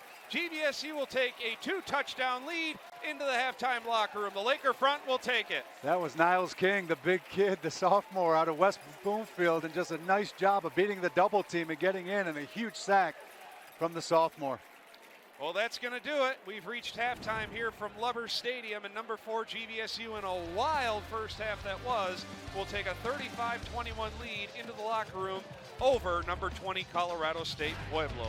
Don't go away. We got a lot of halftime coverage coming your way next from Lubbers Stadium, and the home opener for the Grand Valley State Laker football team in their 52nd season as a football program. More coverage coming your way next here on the Grand Valley Sports Network.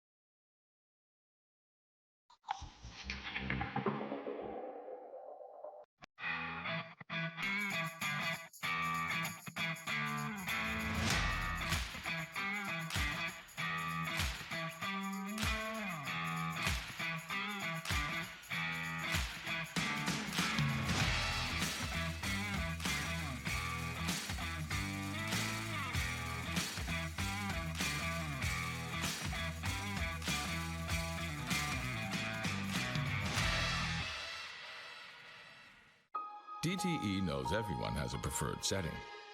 Some like it cool, others warmer. Some like things slow, and others like it ASAP. Long, hot soak, or quick rinse.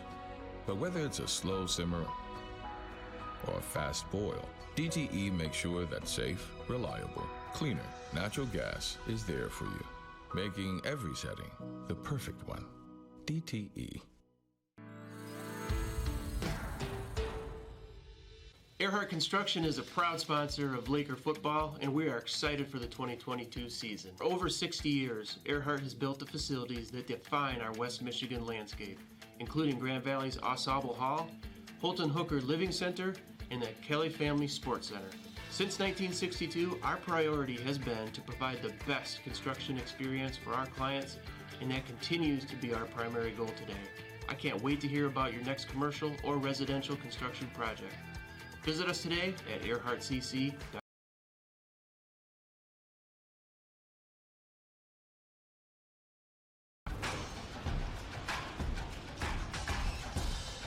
I want to zoom in on this line. This significant impact. This is actually one area that we were tracking that had extremely strong wind. We will.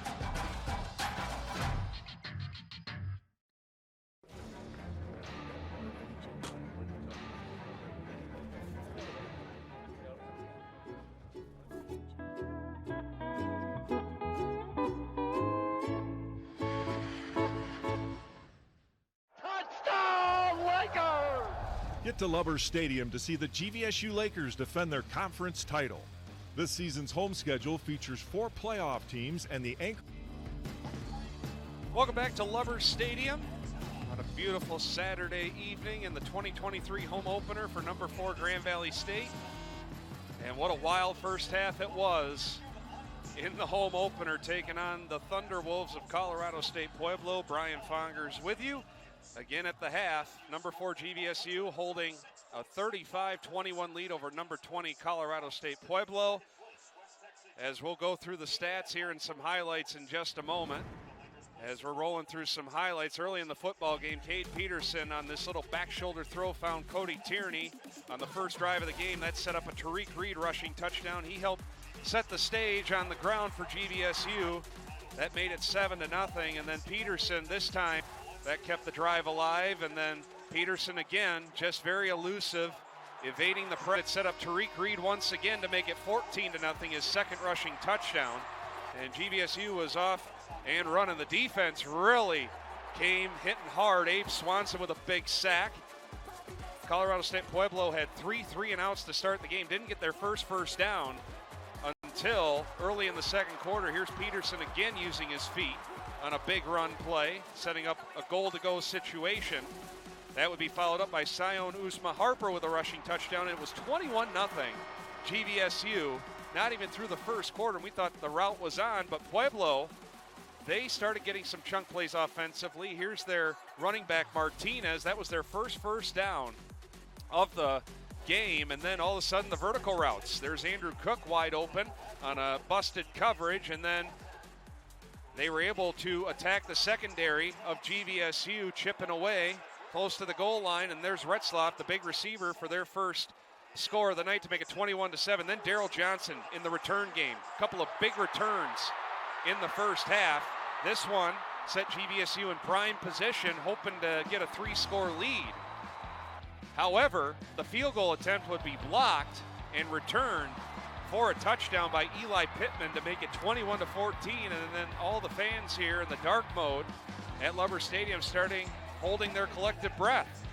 But then again, Daryl Johnson, second straight return, somehow staying on his feet, slipping through tacklers, getting some blocks on the cutback, and this big return would set GVSU up in prime position to try and get a big answer, up by 7.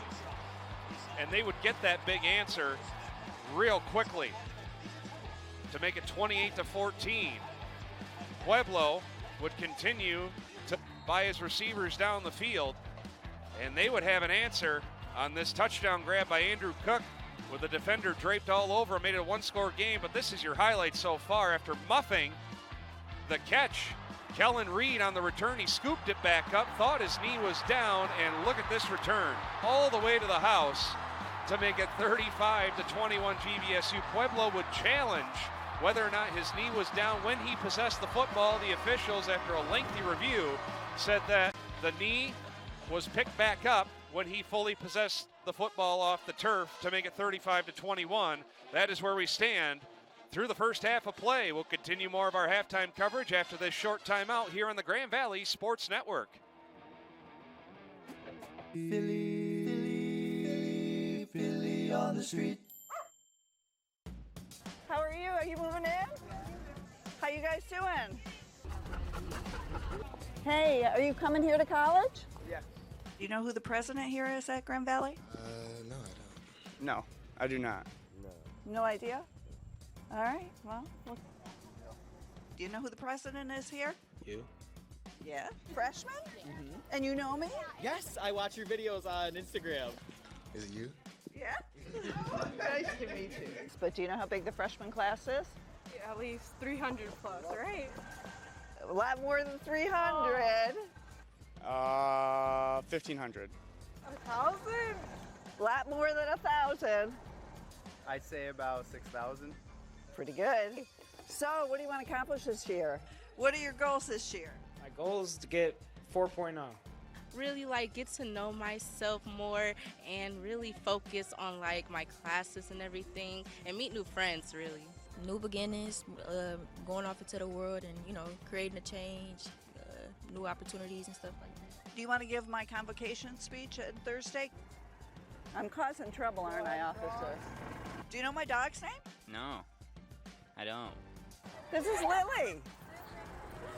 She's going to get white hair all over your black pants. Thanks for volunteering today. I'm bringing you Lily to cheer you up in all your work. She's doing her job. What advice do you have for me?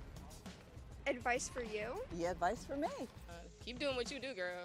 All right.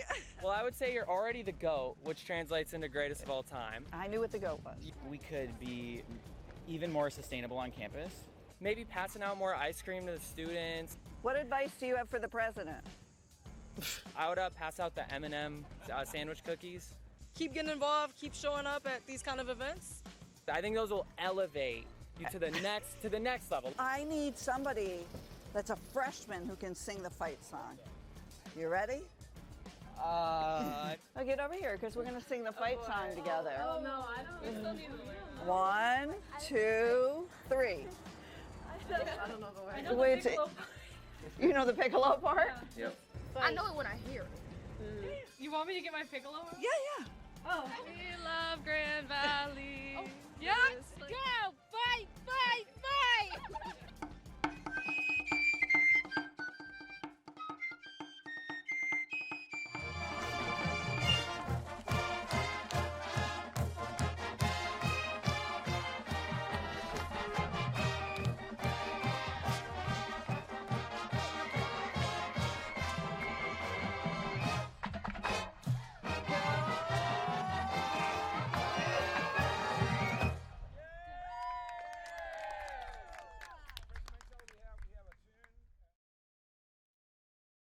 I could spend hours shopping, and I'd hate every minute of it.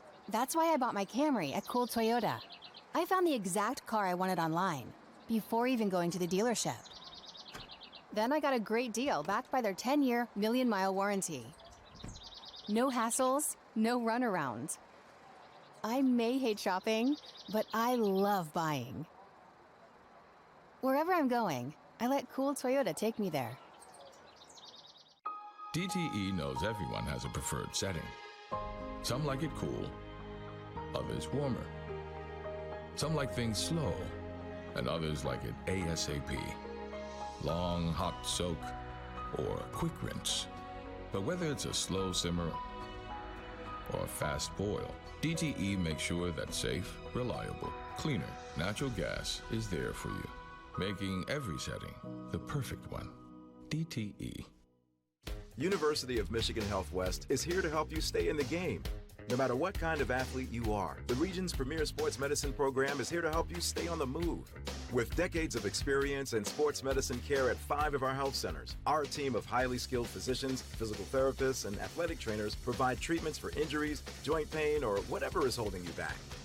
University of Michigan Health West is the official sports medicine provider of GVSU Athletics.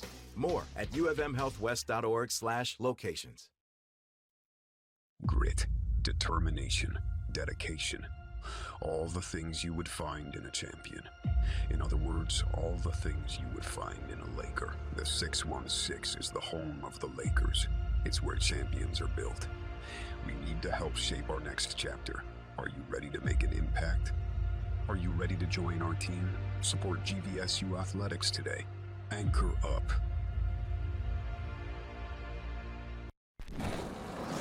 What drives me? Let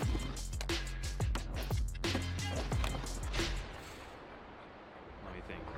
What drives me is getting to the next level before you. Being bigger, stronger, faster. Knowing my teammates depend on me to play big. What drives me? It's flying higher than I ever thought I could.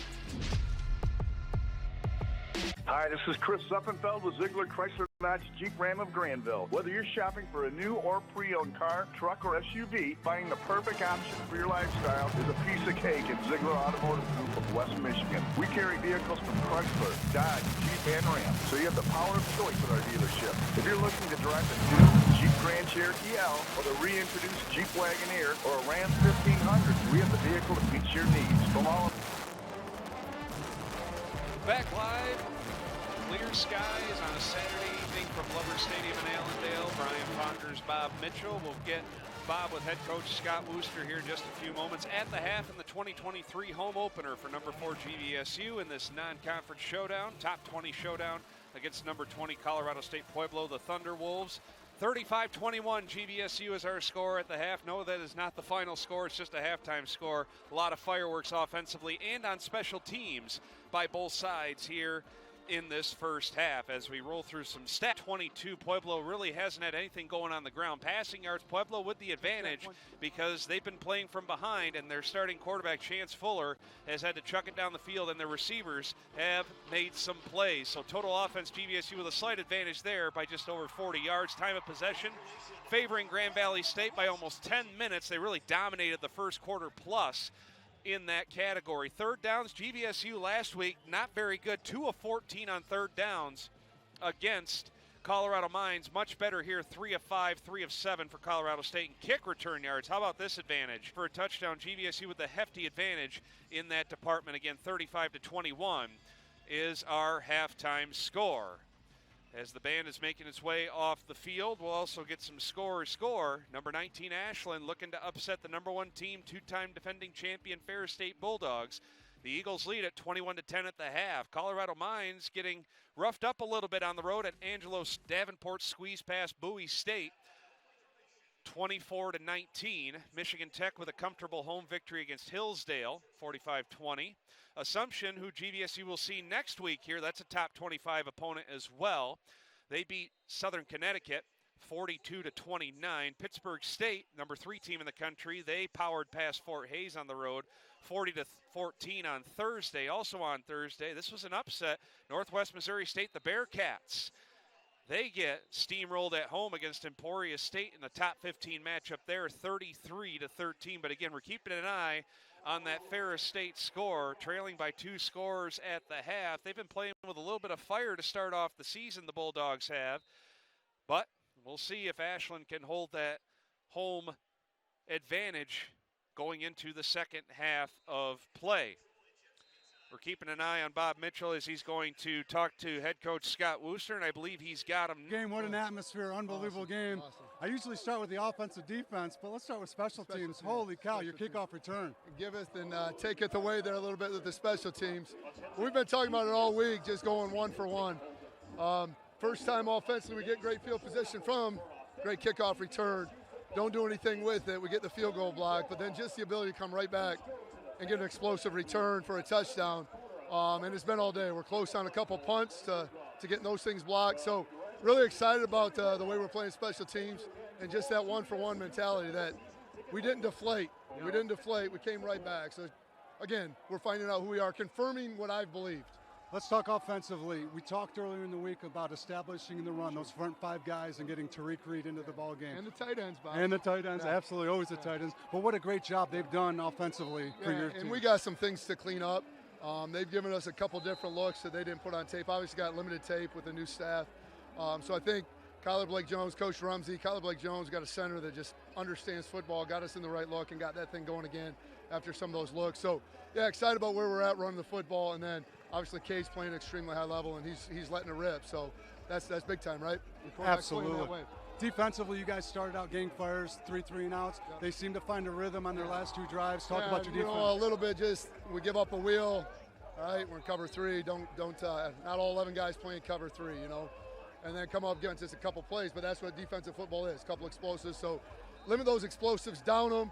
We had them down on the one drive, and we give up, they got a guy that's flopping, we give up an automatic first down. Yeah. So even if you're getting explosives, let's down the football, right? Get the kicker on the field. They probably won't kick too many more right now, but let's get off the field, right? And we were in position to do that, so we just got to keep our composure there. You get the ball started in the second half offensively. What are you looking at for your offense here? Yeah, just kind of same deal, right? Kind of seeing what they're in, and again, establish that run game, let Cade go to work, because Cade's playing at a high level right now. Good luck in the second half, Coach. Thanks, Brian, excited Coach Wooster in his first game. Back to you. Looking forward to calling the second half of this football game. Should be a fun one, Bob. Again, 35-21 is our halftime score, just moments away.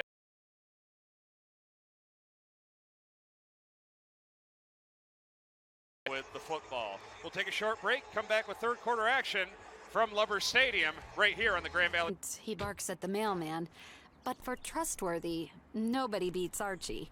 Except maybe the guys at Cool Toyota. They made me feel like part of the family the second I walked in the door. Then they gave me a great deal backed by their 10-year, million-mile warranty. Want to go for a million-mile walk, boy? Nah, I didn't think so. Wherever I'm going, I let Cool Toyota take me there. Grit, determination, dedication. All the things you would find in a champion. In other words, all the things you would find in a Laker. The 616 is the home of the Lakers. It's where champions are built. We need to help shape our next chapter. Are you ready to make an impact? Are you ready to join our team? Support GVSU Athletics today. Anchor up. We first opened during the Great Depression, and we've been open for over 85 years now. Through everything that's come our way, we've stayed open by working to make life easier, better, and fresher. By making a real difference in the communities we serve. And by being the kind of place where your money always goes a little further. That's why we're open. Come see for yourself.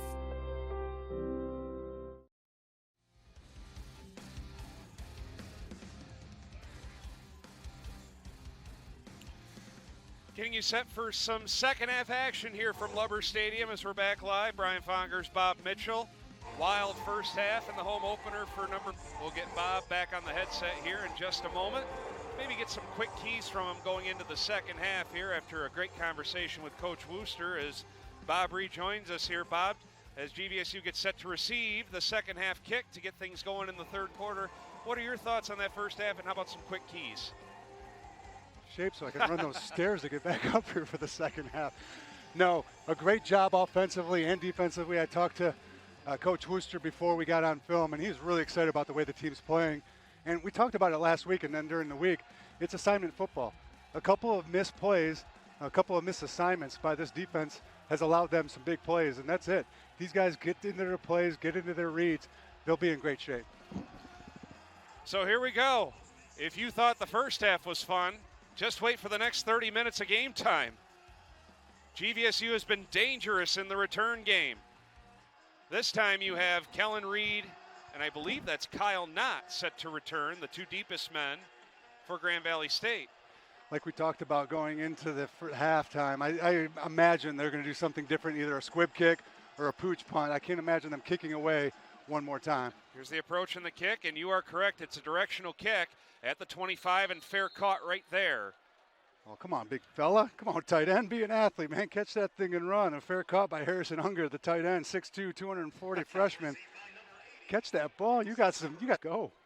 As a former tight end yourself, Bob, you're kind of wincing there. Best athlete on the field. Make a play. Come on. Amen to that. Well, interesting side note here. We have not seen Avery Moore in this ball game. It's been all Cade Peterson. Avery Moore played a lot last week. Well, he's out. He'll be out for a few weeks with a shoulder injury. He took a big hit in that third quarter last week to his right shoulder, his throwing shoulder, and looks like he'll be out for just a few. First carry to Tariq Reed, gets strung out momentarily, able to turn the corner briefly for 5 yards before he's shoved out of bounds. It'll set up a 2nd and 5 on the first play from scrimmage here in the third quarter. But that's, without Avery Moore, that's a bit of a big loss because Avery Moore, like Cade Peterson, he's a dual threat at quarterback there as the backup. Yeah, absolutely. He's a great 1-2 punch with Cade Peterson, able to throw the ball all over the field and what he's able to do with his reads. And Avery Moore, just a battering ram of a quarterback of the old Colin Finnerty days.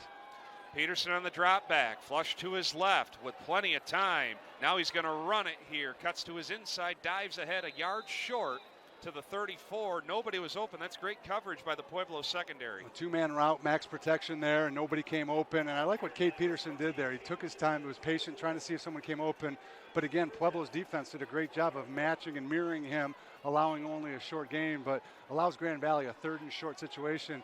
Well played by both teams, but Grand Valley gets the third down here. You don't want to go 3 and out to start off the second half. Heavy formation in for the Lakers. Peterson on the snap, hands it off. Patient running, getting bottled up is Tariq Reed, and he didn't get there. He lost a yard. There was no hole opened up on the left side. The Lakers want to go for it, but I think we're going to see our first punt of the evening by Trace Hergich. Yeah, I think if Coach Vitzum had his way, he would have seen that formation that the defense came out. They really were heavy in that box with 9 guys. There was really nowhere to run. When you're outmatched in that box, you got 5 blockers, you got 9 guys up front. There's really nowhere to go, and that's something where they should have gave a choice option for Cade Peterson to get out of that situation and really do something to exploit how heavy they were in the box. Andrew Cooks, the deep man for the Thunderwolves, rolling out his Hergich, puts his foot into it. Great kick. Tail dragging kick, and it flies out of bounds. We'll see where they spot it. At the 35, and with a defender ready to pounce and block that kick, that's still a pretty good boot by Hergich. It looked like almost that he was scaling the defense to see if there was a fake opportunity right there, the way he eyeballed and how late he was on that kick. I know it's a rugby-style kick, takes some time to develop, but it almost looked like Hergich was looking to see if that defense gave them an opportunity to run a fake, but nonetheless, they kick it away, and a great job by Pueblo after they give up that late score by Grand Valley, down 2 scores, to get 3 and out for Grand Valley. Now this is the key right here at Lubber Stadium. Chance Fuller's been sacked twice, thrown 2 touchdowns on a handoff bounce, and he will take it out of bounds inside the 40 down to the 38-yard line. What a stiff arm there, using that leverage against the defensive end. Absolutely. A couple of opportunities here, as we'll see on the replay, for Grand Valley to make plays. A missed tackle there, another one there with the stiff arm on Abe Swanson, the sure tackler, just came in a little bit. Pringle, he's been active in the secondary for GVSU after about almost a 5-yard gain. I like the setup of that play. Fuller, a quick throw out to the outside, and if he was able to break that tackle, Fuller was out there to block the safety, and there was free running all the way there. Huge tackle by Pringle. Tempo offense here. Little hard clap. GVSU doesn't jump. Jim Lewis, very animated on the sideline, giving the instructions to his defense. Just underway in the second half. Fuller on the snap. Handoff. Martinez lowers the shoulder, and he gets wrestled to the turf immediately there. Brought down by Jack Gilchrist after just a 1-yard gain. 3rd down, and we'll call it 4. Yeah, Jack, 6'2", 295. He's a stalwart of that middle of that defense. So good against the run and surprisingly good against the pass, getting some sacks last year. And a great job right there, forcing a 3rd down in short situation. Immediately to the line of scrimmage are the Thunderwolves. There's the hard count, another hard count. Good job by the front 4 for GVSU to not flinch. They're in 4-down territory as well. Bar on the sideline, and oh, what a grab for a touchdown. Randy Moss-esque by Zach Rakowski. He just took it away from the defender to get it down to a 1-score game at 35-27. Zach Rakowski at 5'8", 141, gave the too small symbol to the Cole Petrito, who's at 6 foot 193 there, just climbed over the back. And again, it's another instance of not finding the football right there. Great job by Zach going up and catching that ball over the shoulder. That is a highlight film catch right there.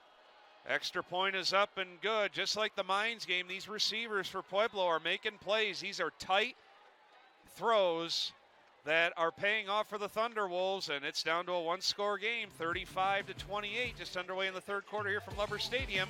We're back after this timeout on the Grand Valley Sports Network.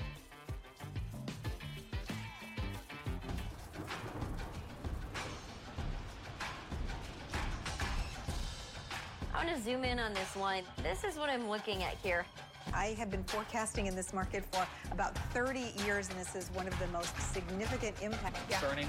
Well, we'll get you up to date. If there's any more warnings out there, stay with us.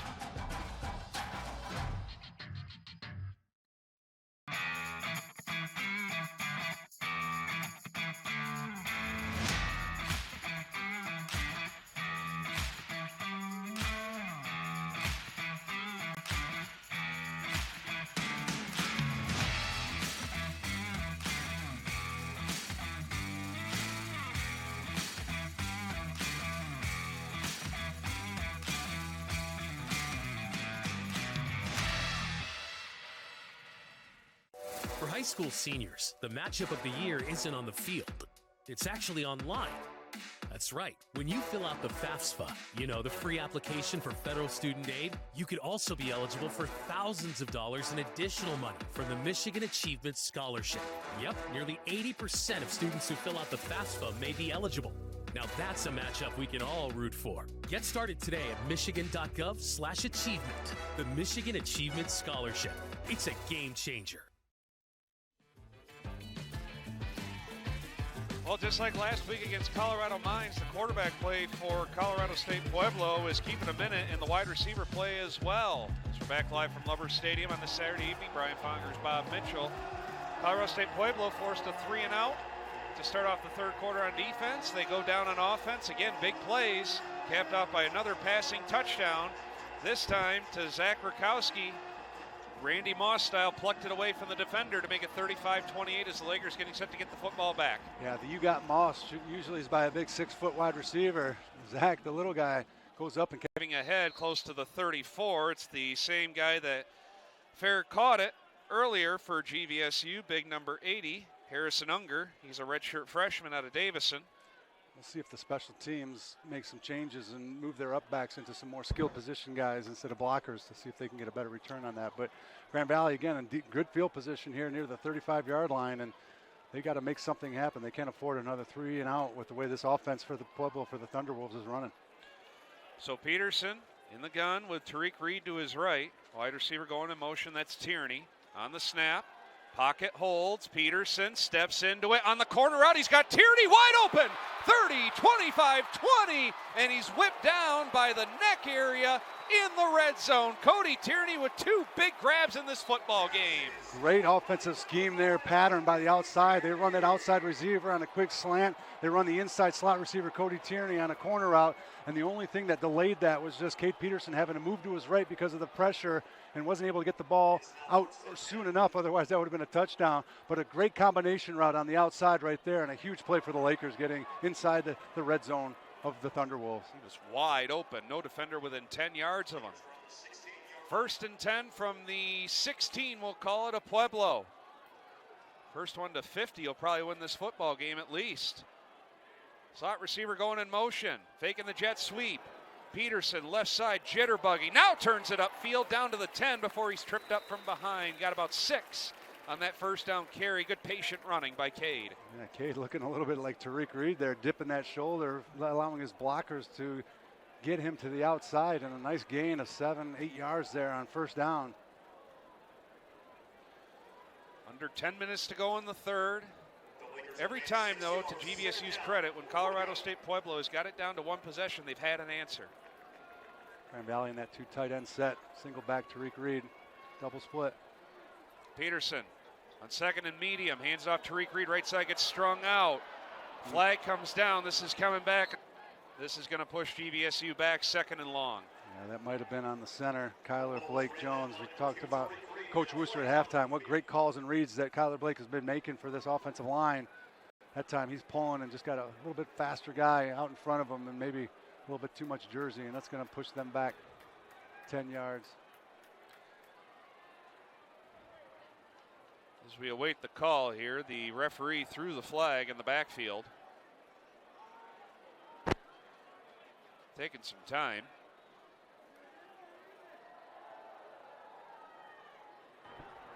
Holding, offense, number 60. 10 yards from the previous spot, second down. You were correct, Bob. That is Kyler Blake Jones. It's a job, but when you got a blitzing linebacker that's got a little bit of speed on you to try to make that play, it's really. Point lead for the Lakers. Wide receiver coming in motion through the formation. That's Tierney. Peterson on the snap. Pocket holds. Now he'll step up. Flush to his right. Got to get rid of it by a Thunderwolf defender. Now it's 3rd and 14. They were trying to bring Peterson across the whole formation to the side, and he fell down initially on his route and couldn't never get back up, and had a great defender on him. That didn't work that time. Well, it's 3rd and long after the holding call. Come out with 2 to the right, 1 to the left.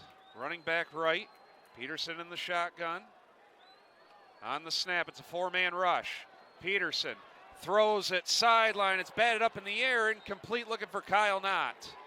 Well, now, Coach Wooster, he's thinking about it. He's going to go for it here, Bob, on 4th and 14. Great job of coverage there on the outside. Eli Pittman on Kyle Knott, and Peterson had really nowhere to go with the ball, and you'll take a good look at it right here. Really, it wasn't able to get anything on it, throwing off his back foot and trying to get an outside shoulder. Throws it too far into the inside, and Kyle Knott does a great job of becoming a defender and breaking that ball up. And like you said, at 4th down, just a little bit outside the range, it would be right around a 43, 44-yard field goal. They're going to go for it here on 4th down. Here we go. Peterson takes the snap. 4-man rush, looking on the out route. He led not too far. It's a turnover on downs, and Pueblo holds. They started off the drive with a big completion to Cody Tierney. Holding call moves the drive backwards, and the Thunderwolves with an opportunity to tie this game up. Yeah, something about that blocked field goal, I think, really scared Coach Wooster in regards to trying that 44-yarder. There's plenty of leg from Carlap to make that play, but I guess just that block field goal might be in the back of his mind, and the changing over to the offense right there, you got to give your offense a chance to make a play right there. It's 4th down. You throw an interception in the end zone or anything like that, it doesn't matter. To throw that ball like he did out of bounds and not to give your offense a chance, it's really throwing an opportunity away, and now the defense has to come up big for Grand Valley. Someone's got to step up defensively here. Fuller takes the snap, drops back, throws a long throw. Looked like the knee went down. Nevertheless, he was brought down immediately on the reception there. That was C.K. Poulos on the catch for about 4 yards to the 24. 2nd and 6. Here come the Thunderwolves quickly to the line of scrimmage. One of the things they've done this second half is more tempo that you really didn't see in the first quarter, getting up to the line of scrimmage and really forcing Grand Valley to get in alignment, allowing the offensive coordinator to see the defensive front and really making an audible call. Here's a handoff. Martinez left side. He's pursued and dropped right at the line of scrimmage. Good pursuit there by the linebacker, Anthony Cardamone. He chased him down beautifully. It'll set up a 3rd and 6. Cardamone, the weak side linebacker for this team, has got great speed and agility to get to the outside to make that play. And this is a huge 3rd down play right now. Grand Valley really needs a 3-and-out here to get their offense back on the field and really set the tone here for the second half. Lost a yard on that carry. It's 3rd and 7. Fuller claps hard. Lakers don't jump. He'll check off to the sideline. Nearing the halfway mark of this 3rd quarter. Lakers clinging to a 7-point lead. Fuller takes the snap. 4-man rush, a twist game. He's in trouble. Steps up, throws. It's knocked away. Oh, and there's a late flag. Hang on, it's in the backfield. Yeah. It's not in front of the Pueblo sideline. We'll see what this flag is all about. Looks like Elias Valdez may have gotten to the quarterback a little bit late. Might be a late hit on the quarterback, but a great job, Grand Valley, putting on pressure right there and forcing Fuller up into the pocket. Yard penalty, automatic 1st down. That's a huge penalty. Big penalty after a great pass. Maybe been there a little early, but that was not the call. They did a great job defensively in the backfield, but just a little over anxious up front. And Elias Valdez just got there and A little bit late on the quarterback, and now a new set of downs for the Thunderwolves. At the 38, 1st and 10. Fuller takes the snap. It's a handoff up the middle. Plowing ahead for maybe 3 yards before getting shoved backwards on the carry. That's the backup running back, number 22. Actually, they're going deep into the backfield now. That's Adrian Soto, the senior on the carry. Another transfer from Fort Hays State, just like his quarterback. Bringing a bunch of guys out here, a bunch of transfers. This transfer portal has transformed college football, not only on the D1 level, but also the D2 level. On 2nd and 7 now. Fuller drops back. Here's the twist game again. And that ball slips right through the hands of Poulos, and it's almost picked off. 3rd and 7. That's a break for GVSU defensively. Cole Petrito right there almost had that interception off the deflection, and just a drop pass forcing another 3rd down and long situation here for the Thunderwolves. We'll see if Grand Valley can again put on pressure and force that Fuller, the quarterback, to throw that ball earlier than he wants to. Crowd comes to life here. 7 minutes to go in the 3rd. Fuller again checks off to the sideline. GVSU up front defensively really been playing a lot of games, trying to get pressure on the quarterback. Here comes a blitz. It's a 5-man rush. Fuller sees it, pump fakes, still looking, throws. It's knocked away, incomplete at midfield. What an outstanding defensive effort there by the defensive back and Kobe Hayward. Great job up front, putting on the pressure, forcing Fuller to move around and not be comfortable, and he's hit as he's throwing the ball. And another great job in the defensive backfield with the deflection right as the ball is coming to the receiver. All around great defensive play right there, something that Grand Valley desperately needed. Tell you what, Pringle first on that roughing the passer. This time it was Kobe Hayward. They are draped all over these receivers. On to punt now is Haddad. He runs into it and he shanked it a little bit. This is a hot dog roll. It's going to take a Thunderwolves roll. Pretty decent one before it's a defensive stop of their own. They'll have the football back after this timeout. They still lead it in their home opener 35-28. We're back after this on the Grand Valley Sports Network.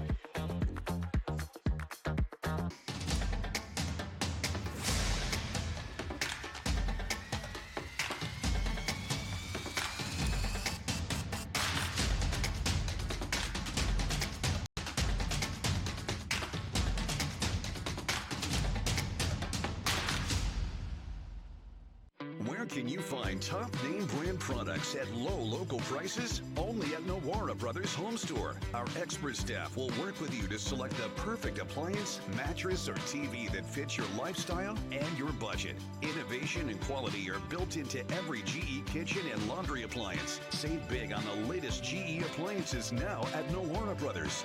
Feel the difference today and get more at Nowara Brothers Home Store. Nowara Brothers Home Store, just 3 blocks east of John Ball Zoo.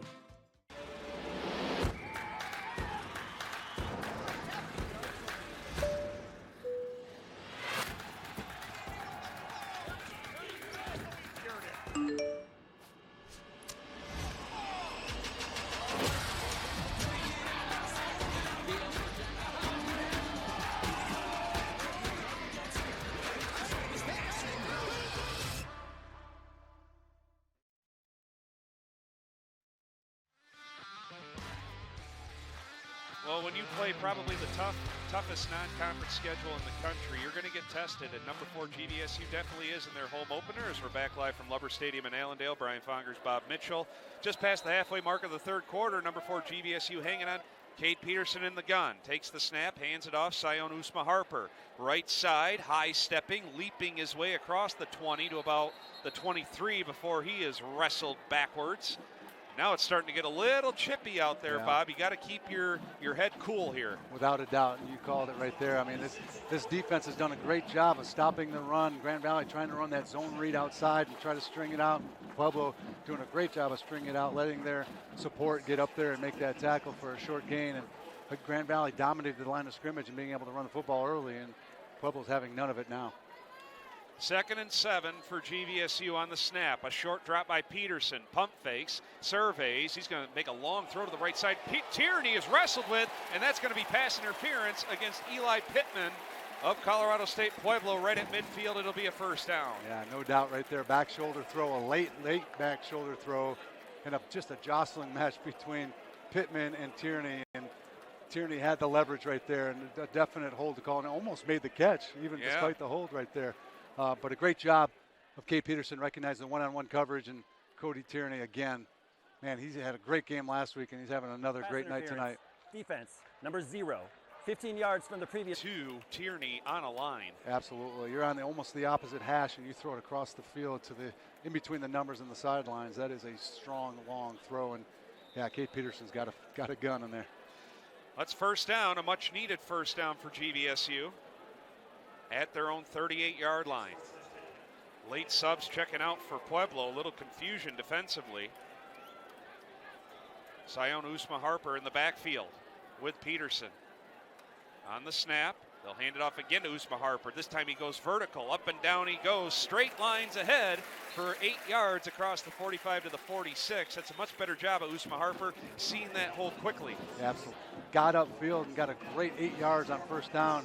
Again, we talk about the second yard short situations. It really opens up the playbook for the offensive coordinator. You can do a lot of different things.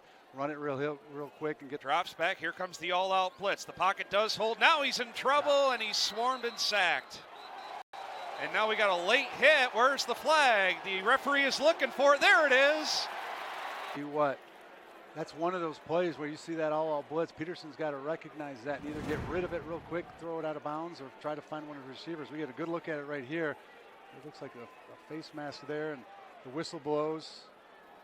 Phil Vigil immediately. That was it right there. That was just a silly play right there by Makaya Scipio. Yeah, he immediately grabbed him and said, get to the sideline, you're done. He knew right away. And hopefully Peterson's okay.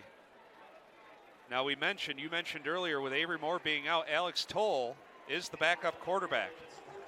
And Alex Toll's an interesting guy. I got a great chance to watch him, we did during the spring game, but I also watched him a bunch this fall in practice. 15 yards from the dead ball spot, automatic first down. And the coaches were really high on this kid, his ability to command the offense at such a young age and also be able to throw the ball, but he's also got great legs as well. So I don't think Colorado Pueblo has really seen what this kid has done. There's no game film on him. He hasn't played at all. So it'll be interesting to see how they defend him coming out, as Cade Peterson's going to have to take at least one play out as he's walking gingerly to the sidelines. Might be a full series. So Laker Nation, say hi to Alex Toll. Redshirt freshman out of Schoolcraft, Michigan. And the ball is going to be placed all the way at the Pueblo 49-yard line. Don't want to speculate anything. Hopefully it's not a concussion protocol type of thing. We'll see. Toll is in the shotgun. Welcome to college football, Alex. Here's his first snap of the season. It's going to be a jet sweep. In trouble is Reed. He's able to stumble ahead back to the original line of scrimmage. There was nothing there off the left end. Yeah, the Thunderwolves have their ears peeled back and getting upfield very, very quickly on this Grand Valley offense. It'd be nice to see some misdirection and or some screenplay to try to slow them down a little bit, because they really are getting great penetration against that jet sweep and the pass rush. On 2nd and 10 now, under 5 minutes to go in the third. In this one-score game, Toll takes the snap. He's going to throw it. He's going to wing it down the left sideline. He's got a man out there. It's completed stride. Daryl Johnson, first down into the red zone. How about that for the young guy coming out and his first completion? A huge play for the Lakers. The confidence boost that gives the young man. Now we'll see what he can do here in the red zone as we take a look at this replay. What a great view from our camera crew here. And our producer, Bill Cuppy, look at that, right over the shoulder. Unbelievable throw. Like you said, that'll boost his confidence a little bit. From the 18 on first down. Handoff, Usma-Harper, right side, sticks that foot in the ground and sleds downhill inside the 15 to the 13. He gets 5 yards on first down, maybe 6. That's it, offensive line. Establish yourselves and help your quarterback out right there and get some great yards on first down. This offense is answering despite the injury to their starting quarterback. Alex Toll comes in, does a nice job of throwing the football. Then the offensive line responds on the next play with great blocking up front, allowing a second down and short situation inside the red zone. Usma-Harper, this has been his series at running back. On the 2nd and 5 snap, he'll hand it off, Toll will, to Usma Harper, and he bullies his way close to the 10. It's going to be 3rd and a long 2 coming up as we're approaching 3 minutes to go in the 3rd from Allendale. Here's what I talked about earlier with Toll being a little bit of a running quarterback. Watch for the keeper here. They might run a fake jet sweep, but Toll's a kid that really can run the football. Grand Valley has tried to pound it down on these 3rd and short situations, and Pueblo has been up to the task in stopping them. We'll see if they do a little bit of a quarterback keeper here on 3rd and short. This could be 4-down territory. We'll see. Toll takes the snap, hands it off right side. Usma Harper following his blockers, stumbling ahead. Did he get there? It's going to be close. Inside the 10 to the 9. I think he might be a yard short. 4th down, they're calling it right now. Just less than a yard potentially, and this is decision time here for Grand Valley. Go up 2 scores and get the kicking team out, or short situation. They're staying out there. One of the things that Grand Valley has not done in the past is get under center and really run that quarterback sneak and getting that first yards. They're going to go from the shotgun situation here, and Grand Valley's going to go for it here on 4th down. Usma Harper is his running back. 2 minutes left in the 3rd. 4th and 1. Toll takes the snap. Handoff, Usma Harper upfield, lunges ahead. I think he got it. Oh, it's going to be close. They didn't give him a very good spot. I think that second effort, that second lunge may have gotten him the first down, but it's going to be close. Boy, I thought he got a little farther ahead. I'm going to have to measure for this one. Yeah, get a replay here. One of those plays you always talk about with Grand Valley on those short yard situations and snapping it back and going sideways instead of just going right up the field. Or we see it a lot with the Philadelphia Eagles and Jalen Hurts in the Super Bowl last year. Get your quarterback under center, get 2 guys, and the bush push is no longer an illegal play. You can push your quarterback and get leverage. But, man, this will be very disappointing for the Lakers if they aren't able to 2 times get inside the red zone and get any points. Man, that's close. It's going to be by the nose of the football. Here's the stretch. He didn't get it. Whoa, he's way short. Not even close. Well, the defense for the Thunderwolves holds tall again inside the red zone, and we stay 35-28. Here's the replay.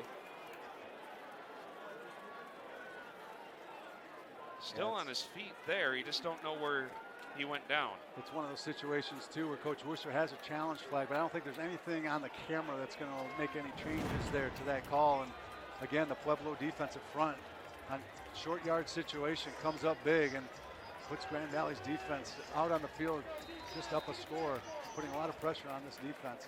Well, the Thunderwolves get it at their own 9, still down by a touchdown.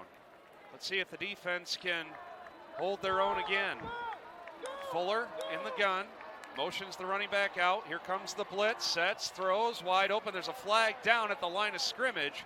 It's complete for about 8, maybe 9 yards. What's the flag? It's going to be something with the formation against the Thunderwolves. I think they didn't, oh no, they're going to call defensive encroachment against Grand Valley. One of the defensive linemen lined up offsides.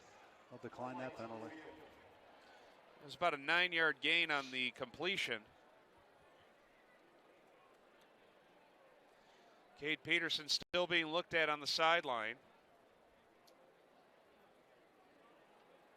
Not sure what the extent of his injury is. He was brought down hard on a sack. Side, defense, number 10. Penalties decline, 2nd down. Niles King lined up off sides, the big 6'5", 260-pound young man, sophomore from West Bloomfield. Just an amazing physique for this guy there. Grand Valley's defensive coordinators are very excited about his potential, and he had a big play earlier in this game. See if he can come up big again here. 2nd and 1. Handoff up the middle. Martinez stumbles ahead, and he gets just enough for a first down to the 20. In the final moments of the 3rd. It's never easy with this meat grinder of a non-conference schedule that they're playing this year. Grand Valley State, that is. Down to a minute left in the 3rd. One of the things I'd like the defensive coordinators do is the chance to see. Pressure comes, and Fuller is dropped for a sack. That time the pocket closed quickly. I believe leading the charge there, was that Colton Heibel in on the sack? I think it was. Like you said, all four. Elias Valdez in there as well. Yeah. Great job, a great pressure. And as the camera looks on Cade Peterson, I don't see him grabbing a helmet right now. So he's sack. Now we're seeing Grand Valley look to the sidelines after that clap to make some changes. We'll go to the fourth quarter final. 15 minutes of play coming your way next. Again, after 3 quarters of play, Colorado State-Pueblo got the only score of that third quarter. Grand Valley State still leads it 35-28 in their 2023 home opener. Don't go away after this short break. Fourth quarter action is coming your way on the Grand Valley Sports Network.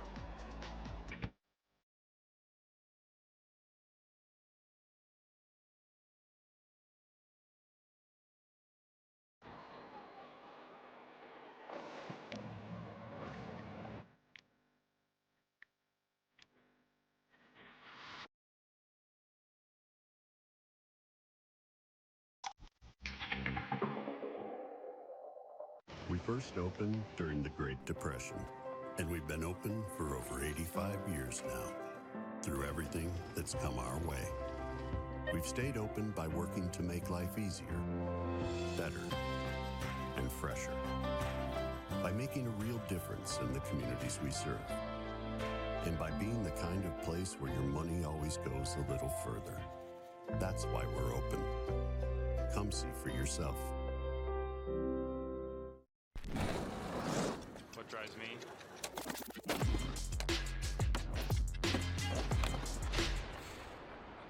Let me think. What drives me is getting to the next level before you. Being bigger, stronger, faster. Knowing my teammates depend on me to play big. What drives me? It's flying higher than I ever thought I could.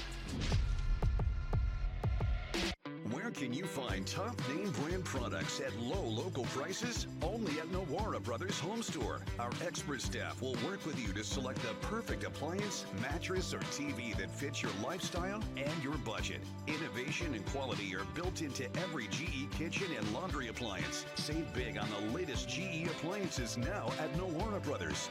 Feel the difference today and get more at Nawara Brothers Home Store. Nawara Brothers Home Store, just 3 blocks east of John Ball Zoo. Welcome back into Lover Stadium on this Saturday evening. Brian Fongers, Bob Mitchell getting fourth quarter action underway in the home opener for the Lakers.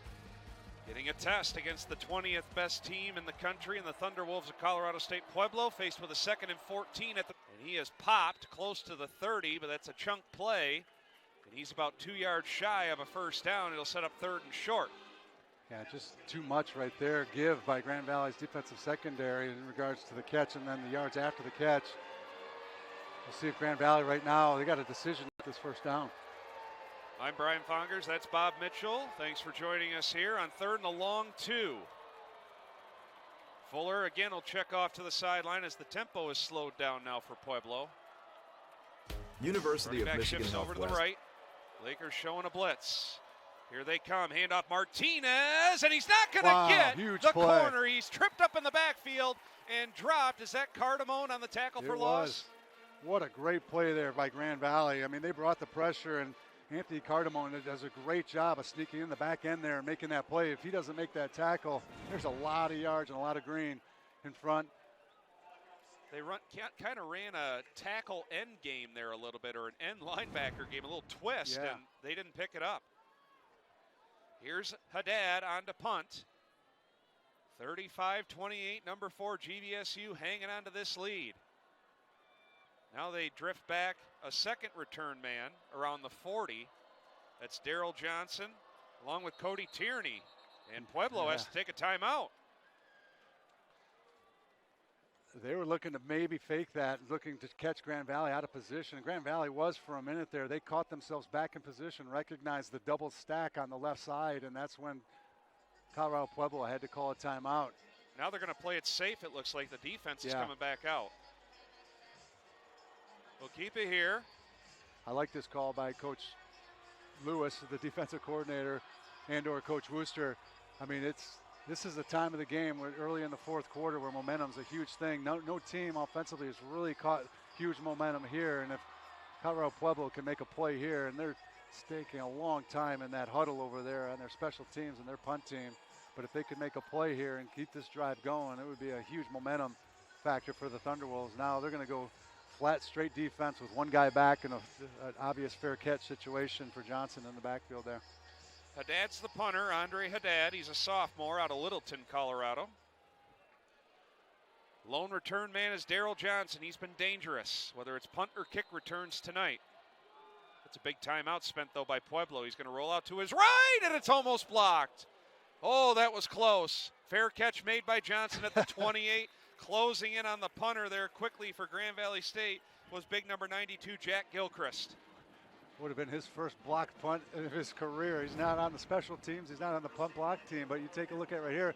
And as a defensive lineman, he does a great job of taking the angle to make sure he doesn't hit the kicker right there, because that would have been a huge penalty against Grand Valley if he were to take the wrong angle and run into the kicker right there, because all they needed was 5 yards to get that first down. But a great job there by Gilchrist putting pressure on, but a great kick and a fair catch, giving Grand Valley their football on their 33-yard line.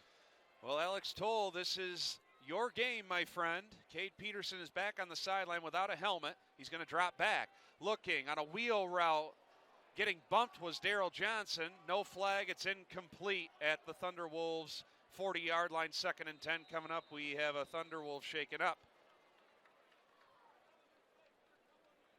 Yeah, great job there on coverage by Danye Dixon. He's been a guy that we've been calling on a lot today. Good and bad, but mostly good, and he did a great job of coverage right there, not falling for the wheel route right there, and then being the deep man on that route, and nowhere for Thole to go for that football but throw it out of bounds. Just underway in the fourth quarter.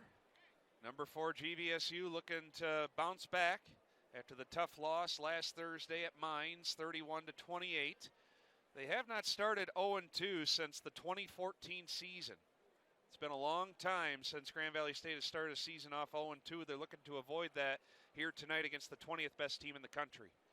I'll tell you what, this team, Pueblo, has really shown some resilience. They came out and it looked like they were getting it handed to them 21-0 down early in that first quarter, and really Grand Valley just dominating the football game, and one good drive by that offense and a blocked field goal really turned this game around. And that one drive and a drive after that has really given this offense a lot of confidence, and I think a lot of it has to do with the tempo that they've changed to here late in the second quarter, early in the second half, where they come up to the line of scrimmage, take a look at that defense, and gives the offensive coordinator an opportunity to take a look at the defensive set for Grand Valley and make some calls and adjustments. It looks like Big 92 is dealing with a cramp there in his right calf, which is not good, not bad, but not horrible. It's if you're looking at an injury, that's something that you want to see. Looks like he'll be okay. But again, that offense for Pueblo really in sync here in the second half. But again, Grand Valley did a great job there on that last drive and coming up big on a 3rd and short situation. Be 2nd and 10 for GVSU after the injury. There's Dominic Feeney with the cramps for Pueblo, big defensive lineman there. Edge pressure coming from the Thunderwolves. Look out, Toll's in trouble. He spins out of it somehow, but not the second would-be sack member, and he's brought down back inside the 25 at the 23 for about a 5-yard loss. The Thunderwolves bring 7. There's no way you can block 7, and even, Tariq Reed did a great job of trying to make that block on one of the better rushers and defensive backs there, Bone, for Colorado Pueblo, but just too much pressure up there, and Grand Valley's got to do a great job of seeing that blitz coming and either run the hot routes off of it or change something off defensively with either a draw or some screenplay just to slow down this rush for the Thunderwolves. 3rd and 15. What does the coaching staff have dialed up here on 3rd and long? Kasu going in motion. On the snap, it's a 4-man rush. Toll pump fakes. He's in trouble again, and he's sacked back at the 15. He wanted to tuck it and run. And I think that might have been a freshman mistake. He wanted to let it go, maybe fling it out of bounds and just take your medicine there. I think there's some miscommunication between him and it looked like Daryl Johnson on the outside. I think Toll was looking for the go route.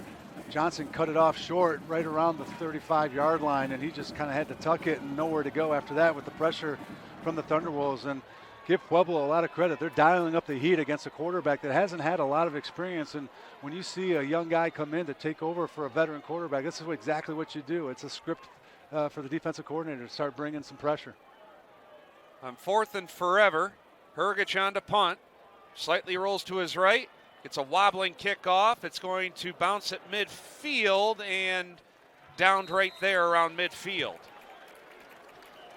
And that'll lead us to a timeout, and Colorado State-Pueblo still down 7 with great field position on their next offensive possession, looking to even the score. Don't go away. We've got more action coming your way from Lubber Stadium here on the Grand Valley Sports Network. University of Michigan Health West is here to help you stay in the game. With decades of experience in sports medicine care at 5 of our health centers, our team of highly skilled physicians, physical therapists, and athletic trainers provide treatments for injuries, joint pain, or whatever is holding you back. University of Michigan Health West is the official sports medicine provider of GVSU Athletics. More at ufmhealthwest.org/locations.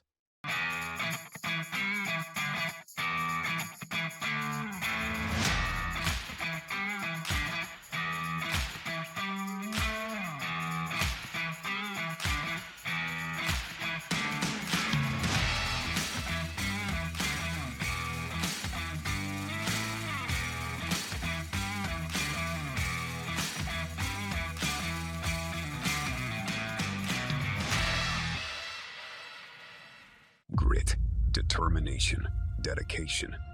All the things you would find in a champion. In other words, all the things you would find in a Laker. The 616 is the home of the Lakers. It's where champions are built. We need to help shape our next chapter. Are you ready to make an impact? Are you ready to join our team? Support GVSU Athletics today. Anchor up.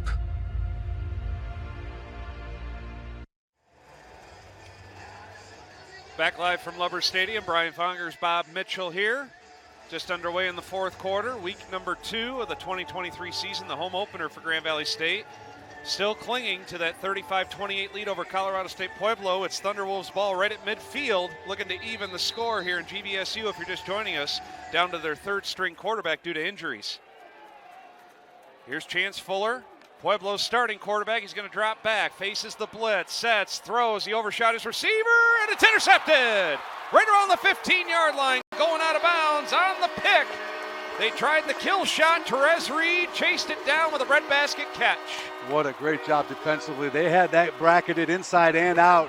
A great job by the secondary of covering, and they were trying to get the little guy, Zach Rakowski, open down the seam.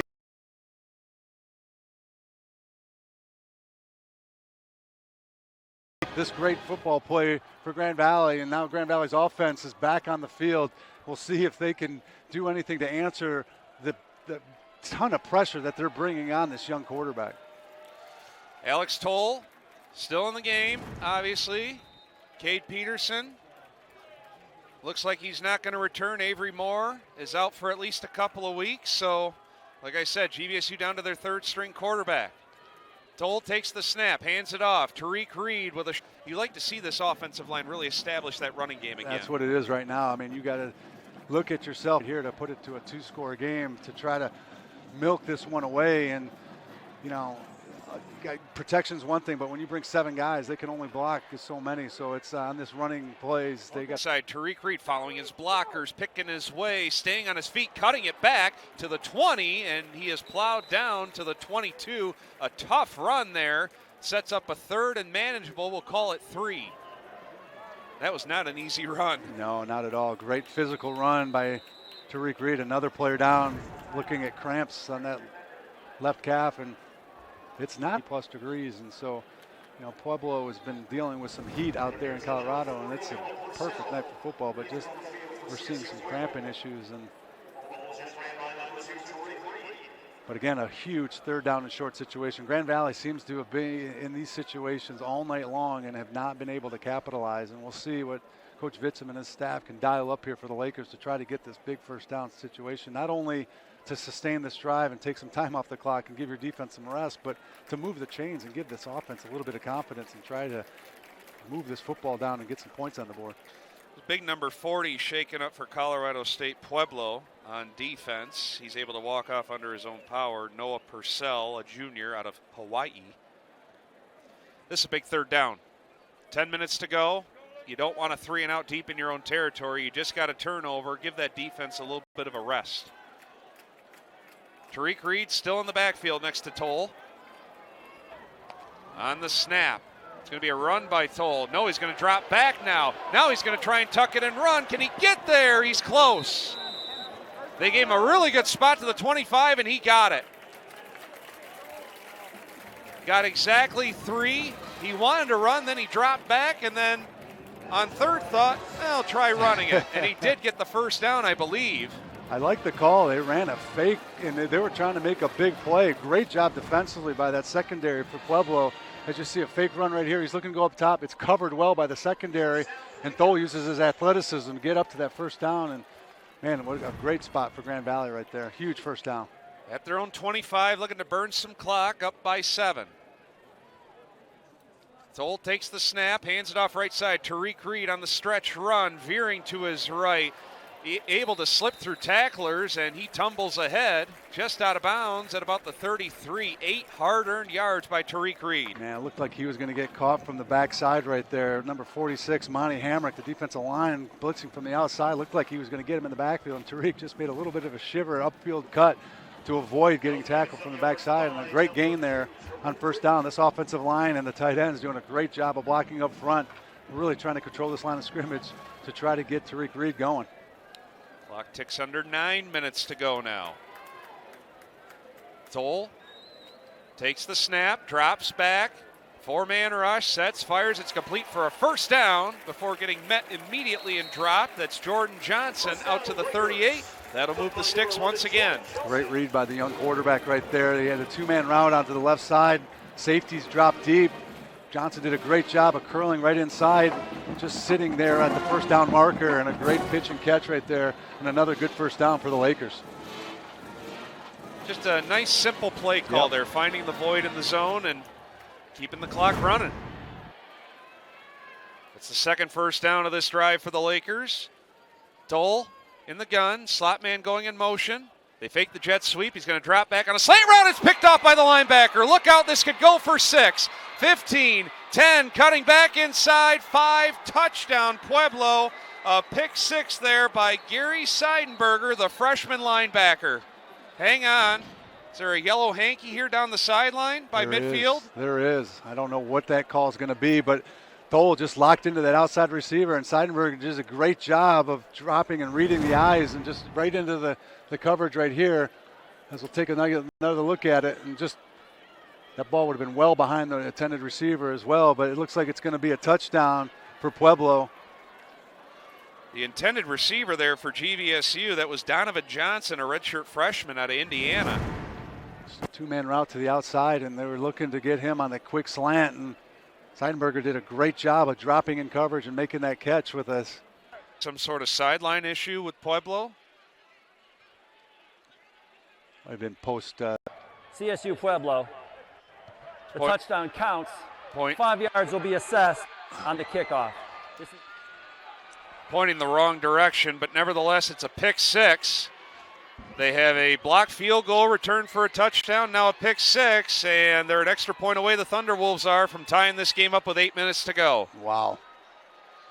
We thought it was an exciting game, and that's going to be gut check time for Grand Valley when they come out here for the next offensive possession. The extra is up, and we are tied at 35 apiece. We'll pause momentarily. GVSU will get the football back. They have not scored in this second half. Pueblo scored twice to even it up for the first time tonight. We're back after this on the Grand Valley Sports Network.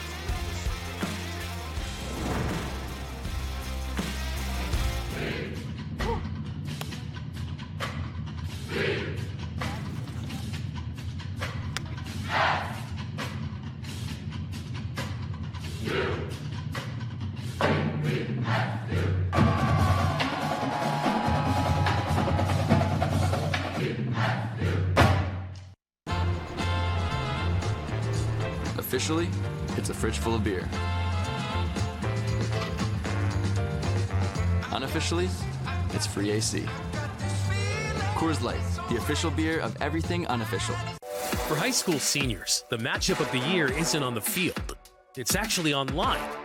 That's right. When you fill out the FAFSA, the free application for federal student aid, you could also be eligible for thousands of dollars in additional money from the Michigan Achievement Scholarship. Yep, nearly 80% of students who fill out the FAFSA may be eligible.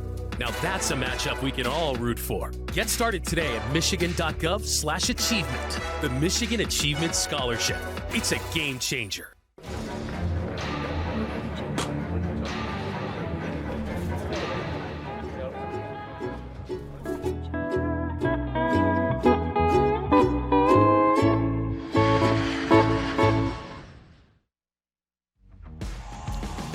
Welcome back into Lubbers Stadium on this Saturday evening. Brian Fongers, Bob Mitchell. We've got a brand new football game deadlocked at 35 apiece with 8 minutes to go, courtesy of a pick six by the Thunderwolves defense. Third string quarterback, Alex Toll, into the game for Grand Valley State, and he threw it right to the freshman linebacker, Seidenberger, and he took it to the house. 4-6, extra point was good. Bob? Someone's got to step up here offensively for GVSU. You and I talked to dominate that line of scrimmage and give that running back an opportunity to make some yards and really take the pressure off of that freshman quarterback right now. And this is exactly what you want if you're the offensive line. You want it on yourselves, but you got to give yourself a chance too. As an offensive coordinator, you got to recognize what this defense is doing. And as much as you want to put it on that senior-laden offensive line and this veteran group, they can only do what they can do. They put 6, 7, 8, 9 guys in the box. You're going to have to do something special. Pooch kick. It's going to hit the turf, and it's going to be pounced on and immediately falling down around the 38-yard line. That is number 6 for Grand Valley. I believe that was Roncelli on the recovery, Stephen Roncelli, a senior out of Rochester Hills. But the Lakers get decent field position. That's because of the return game, how good it's been tonight. Absolutely. They've done such a great job in the first half of that kick return team. We talked about it, that Pueblo is going to make some adjustments, and that's exactly what they've done here in the second half, is just pooch kicked it to Grand Valley. Well, here we go. Toll in the shotgun, takes the snap, hands it off right side. Tariq Reed gets strung out, looking for a hole. He finds it. Into the second level he goes, able to keep his footing, and he's got a first down around midfield. That's just patience at its finest right there, waiting for the hole to develop and finding it. Yeah, great job by blocking up front. You saw Kyler Blake Jones pulling and getting up to that linebacker, and Tariq Reed just waiting for this patient. We'll get a great look at it right here. Number 60, the offensive lineman, just trying to find that next level guy. There he is. He hits him, cuts behind him, and Tariq Reed uses his balance and his athletic ability to get that first down, and Grand Valley's got to see a lot more of that on this drive. Lakers looking for their first points of the second half. Peterson, the tight end, bobs in motion. On the snap, it's a blitz, a run blitz. Reed able to slide his way into Thunderwolves territory for almost 4 yards down to the 47. Didn't look like much was there, but he was able to squeeze his way for 4 yards. Yeah, the Thunderwolves, man, they are loading up that box. They're putting 8 guys up there, making it very difficult for Grand Valley to run the football, really forcing this quarterback to make some plays. They're going one-on-one coverage on the outside, knowing that they've got a freshman quarterback that has to make a play if they can really load that box. And somebody, like you said, somebody's going to have to make a play. We're leaning a lot on the offensive line, but I think at one point, Toll's going to have to make a throw. On second and a long 6, on the snap, play action fake. Toll drops back with time, sets, throws, corner out, complete to Daryl Johnson for a first down around the Thunderwolves 30-yard line. Daryl Johnson, when they've needed a big play at wide receiver, he's come up big. He had him open for a long time. I saw him coming open. They had double stacked on the left side all the way across the formation. Toll finally sees him on the outside, and a great job of Johnson being patient with the route, not getting out of bounds, and a great throw over there by Toll. Man, oh man, I was hoping he'd see him. But absolutely. From the 30, under 6 minutes to go, even at 35 apiece. Tariq Reed to the left of Toll. There's Drew Peterson going in motion at tight end. Here comes the run blitz again. Handoff from that right side of the offensive line here on this drive. Yeah, the right side's the side that has really... The offensive lineman, we'll see who it is for GVSU. We talked about the movement. Josh tackle, and now that depth is going to be challenged once again as we see an offensive lineman down for Grand Valley. I cannot see a number. I'm not going to speculate who that is, but Grand Valley's offensive line doing a great job on this drive, not only on the run, but the pass protection on that last 2 plays ago for Toll to get Johnson over the middle. And we see it's Brett Weaver, the big fella, 6'6", 297. Going to have to come out for a play. That means another guy for Grand Valley is going to have to step up. And it looks like it's going to be, there's a lot of offensive linemen out there right now.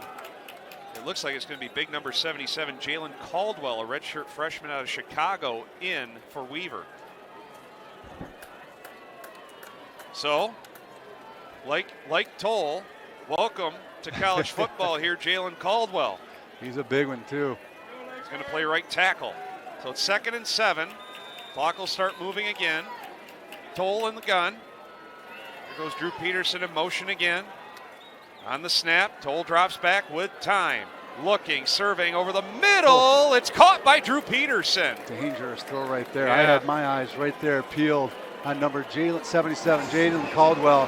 What a great job he did there on pass protection, stymieing the defender trying to get in his pass rush, allowing time for Toll to check down to his 2nd or 3rd read right here.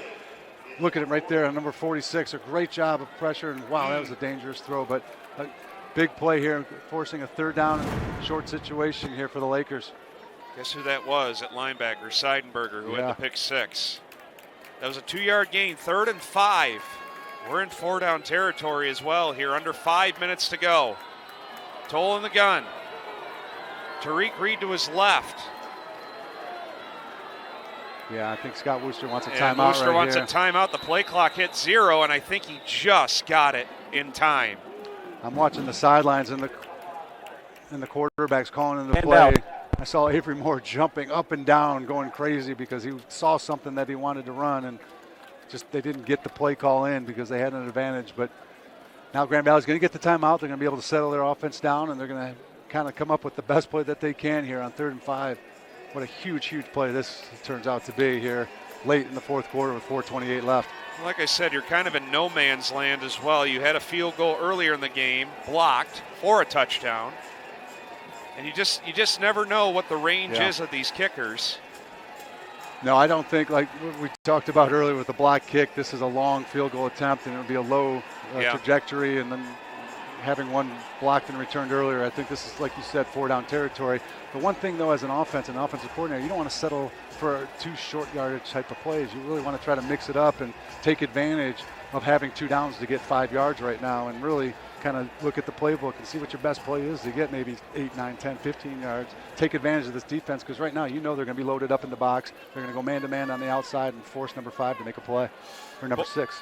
Both teams have 2 timeouts left in regulation. Cade Peterson on the sideline. He is done for the night. Alex Toll. Free. There goes Daryl Johnson in motion. Handoff right side. Tariq Reed sticks the foot in the ground. He's into the side. Great dial-up call there by Coach Matt Vitzum. A little misdirection. They put the receiver in motion. Looked like they may be run a jet sweep. Moves with a linebacker out of place. Give the ball to Tariq Reed. Great blocking up front here. Watch big number 77 doing his job, getting up to that 2nd level and getting a piece of that linebacker. And Tariq Reed does the. It's been the Tariq Reed show. Here when it's mattered the most. He's got 2 rush off again right side. Reed on a jump cut. Bounces off a tackler. Inside the 5. Carrying a tackler down. Exact same play. They came back at it again. Faked the jet sweep back to Tariq Reed, and it was stuffed. Great job by Pueblo getting leverage on the outside, but Tariq Reed bounces off his own guy. We'll see it right here. Boom.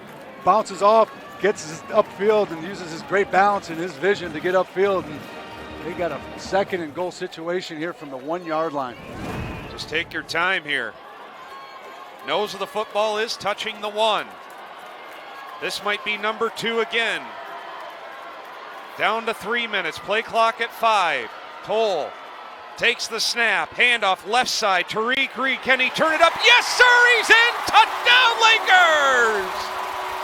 41-35. Grand Valley State with 2:50 to go. Their first points of the 2nd half. We talked about it. Who do you want to put this game in the hands of? And it was that offensive line. They did an unbelievable job on that drive, allowing Tariq Reed to get into that end zone on that touchdown, but also the pass protection on that long conversion by Alex Toll. And man, what a drive right there for the redshirt freshman and that offense to come back to put this to a 7-point game potentially with 2:50 left here in the fourth quarter. They're having trouble getting 11 out for this extra point. Scott Wooster has to burn his second to last timeout. Oh, that's not a timeout you want to take there. Well, we'll keep it here, looking to make it a 7-point game. That's when injury really messes you up. You have an offensive lineman that gets hurt, and then special teams, you have to react and make sure that you've got all the guys right there, and that's a difficult situation. Again, a timeout. We talk about clock management. That's one of the things as a head coach you really are in charge of, and this is Coach Wooster's second game, and you challenge him a little bit on that timeout. If you lose 5 yards right there, is it more important than burning a timeout? I think the extra point with an additional 5 yards wasn't going to matter, but again, what a great job by that offense answering the bell right there, as Colorado Pueblo has really done an unbelievable job in the second half of minimizing their offensive capabilities. A lot to do with the absence of Cade Peterson and his injury being out of the football game, but again, that offensive line stepped up big when they needed to. They showed the replay of the touchdown run by Tariq Reed, his third of the night, by the way. What a kick-out block by Garrett Carroll. Just eliminated that defender on the kick-out block. That was well done. Key extra point here by Gorball. Snap, good, hold down, kick is up, and he got it. 42-35 Lakers, 2:50 to go. Colorado State-Pueblo will get the Play Sports Network. An injured knee might look pretty simple, but there's a whole person behind that injury. One who misses the feel of his jump shot and spending time with friends on the court. It's not enough just to heal. He needs to get back out there. At Trinity Health, we're here to help you reach your goals. We combine all the knowledge and expertise of a national health system with personalized health care that treats the individual behind the injury. Because we see all of you.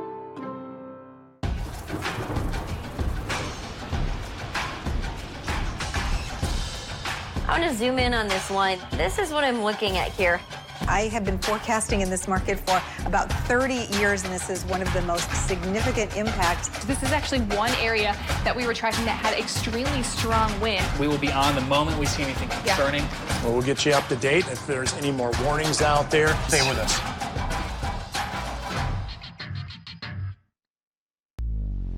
Have you ever needed to stop or change the way you do something you love because of aches, pains, or injury? The physical therapists at NovaCare are here to get you back to work, life, and your favorite activities. Most importantly, your goals are their goals. Their movement experts will listen and develop an individualized treatment plan so you can heal. Begin care faster by requesting an appointment today at novacare.com. Experience the power of physical therapy at NovaCare.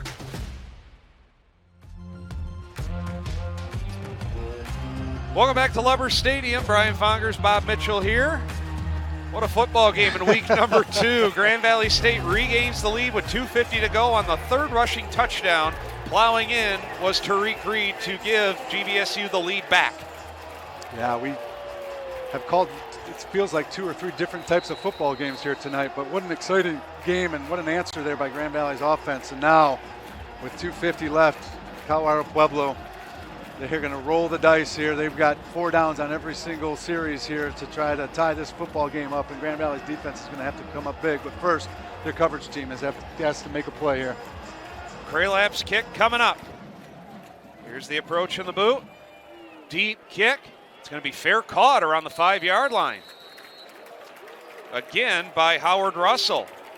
Seen that a couple of times where Pueblo just says, no thanks, we'll take it at the 25. It looks like they're being coached anytime they have to back up the field and make a play, but a great job by Kralap getting his foot into that ball, and now at the 25-yard line. 2 minutes and 50 seconds left for Pueblo, and it looks like they have 2 timeouts remaining as well. Plenty of time on the clock, and we'll see if the defense can make a play. Can they make one more stop to pick up their first win of the season and give Scott Wooster his first win as head? Drops back, sets, throws, hitch route complete, Retzlaff, and he goes out of bounds on his own accord at about the 30-yard line, 5-yard pickup. Clock's still going to run because we're not at 2 minutes just yet. There it goes. On 2nd and 5. Fuller Observes the defense. 4-man rush. It collapses. He's in trouble. Flushed out to his right. Sets, throws to the sideline. There's nobody there. The closest person was for GVSU. Number 29, Kobe Hayward. 3rd and 5 coming up. That pressure was all up front. That was Jack Gilchrist really coming up the middle right there and allowing that pressure for him to move out to the outside. Jack Gilchrist did a great job of bull rushing and getting upfield right there. Well, obviously, this is 4-down territory, 3rd and 5 for Pueblo. Pueblo looking for their first all-time win against GVSU. Lakers looking to go 5-0 against the Thunderwolves. Hard clap. Lakers don't jump. Like you said earlier, Bob, both sides of the ball checking off to the sidelines. And that should be a delay of game. The play clock's at 0. There's the delay of game. Oh, they call the timeout. The flag was thrown by the back judge, but Phil Vigil, the first-year head coach, got the timeout in. That's their second to last timeout. Fortunate enough that play was right by the sidelines by Vigil, that line judge, because if he had to run 5 yards down inside that 20-yard line, he would not have gotten that timeout called before that clock ran out. And just a great job by Grand Valley's fans here. The noise that's happening right here really played a part in that almost delay a game and forcing Pueblo to call a timeout. There's still a good crowd here left in Lubbers Stadium. 2:23 left. 7-point Laker lead. Both teams now, Bob, have after every first down, or if somebody goes out of bounds, the clock stops and it won't restart. Right. Immediately, that is. 3rd and 5. A heck of a football game here tonight in the home opener. Here's Fuller now as the crowd makes some noise down below. They're going to motion the running back out. Fuller sets, throws, Retzlaff complete, and he's right at the sticks. I think he got the first down at the 35. Yeah, they're going to give it to him. Out inside receivers, out to the out, and they just sat the outside receiver in on a 5-yard in, and that was the big guy, 6'3", 220 pounds, big target. Now we're down to 2 minutes. They got 65 yards to go. Fuller sets, long throw, it's knocked away. Great timing on the outside right there. Therese Reed on the pass deflection. That was an incredibly long throw for Kennelly.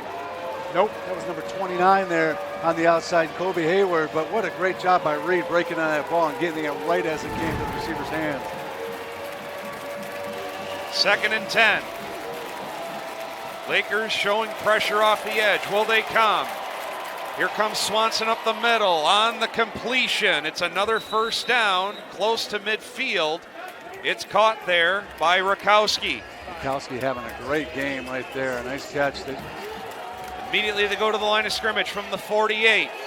The pass is swatted up in the air. It's a tackle position. Great job of getting that hand up, and a great job of pressure again, forcing Fuller to his left. He's looking to the referee, looking for a face mask. I'm not sure if my hand got there or not, but he's not going to get that call. He's taking his helmet off. He's burning off some time on the play clock. It's down to 20 already.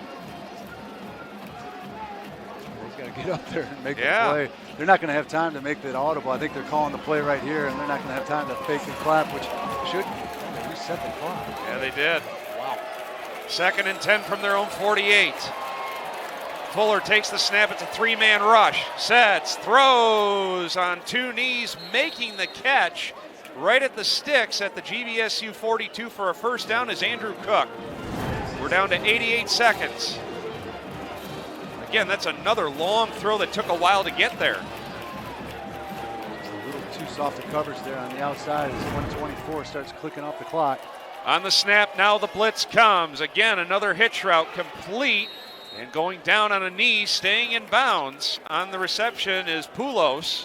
Clock will run down to 1:10. Again, Pueblo only with 1 timeout left. They still have 37 yards to get to tie this game up.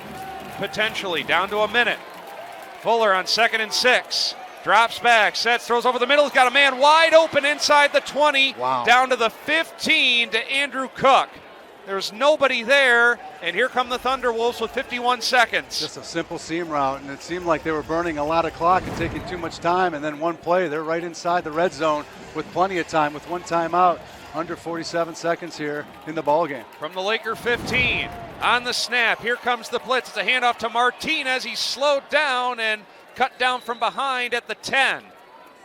Clock is still running. They're not going to take the timeout. We're down to 30 seconds, 2nd and 5. They're going tempo. It looks like Grand Valley is going to use their timeout to try to get their defensive set, give their guys a little bit of a break and a breather. And you got to look forward to the opportunity now if Pueblo is to score right here, decision time.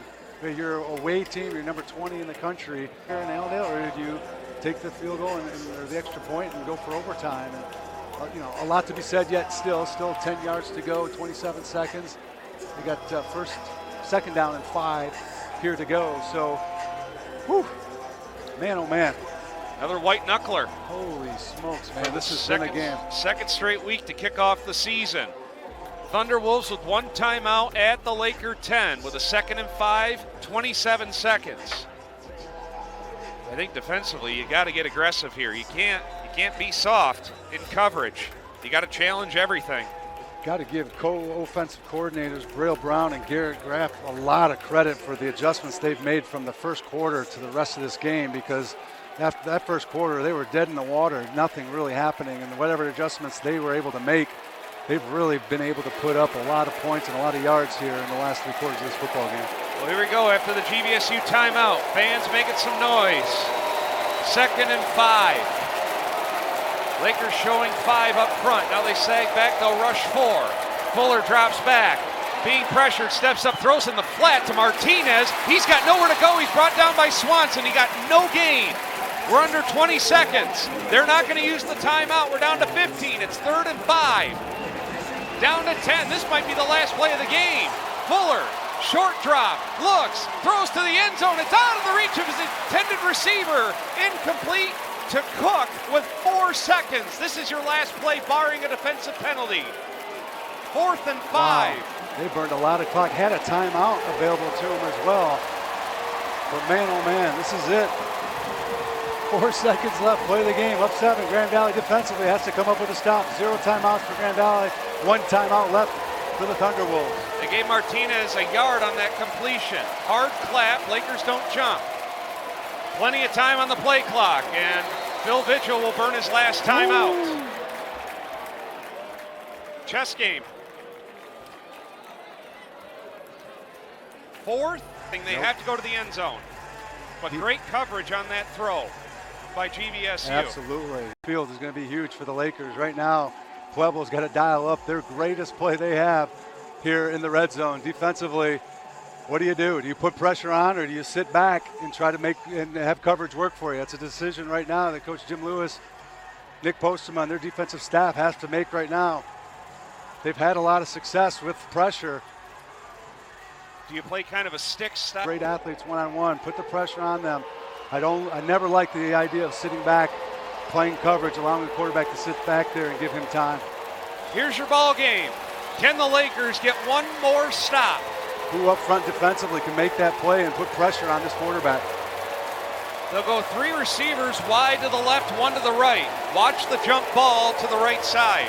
One-on-one set here on the left. They're going to go to the outside. 15's coming down the inside. Fuller now takes the snap. 4-man rush. Steps up, sets, throws to the end zone. It's complete to Retzlaff for a touchdown. Retzlaff, they brought one of the inside receivers to the inside. They brought the other guy to the outside. Retzlaff just took his time and got. You just never know in the college kicking game. Can GVSU get a block PAT? Just beat Therese Reed on the inside, like you said. Here's the extra point from Willig, a junior, to send it to overtime. Snap, good, hold down, kick is up, he got it up there. Why not? Wow. Wow, wow, wow. They'll get 42 in the home opener for Grand Valley State. We're back after this on the Grand Valley Sports Network.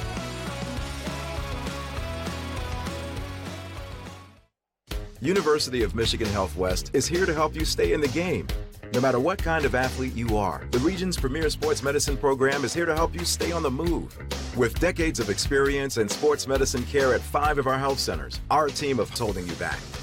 University of Michigan Health West is the official sports medicine provider of GVSU Athletics. More at ufmhealthwest.org/locations.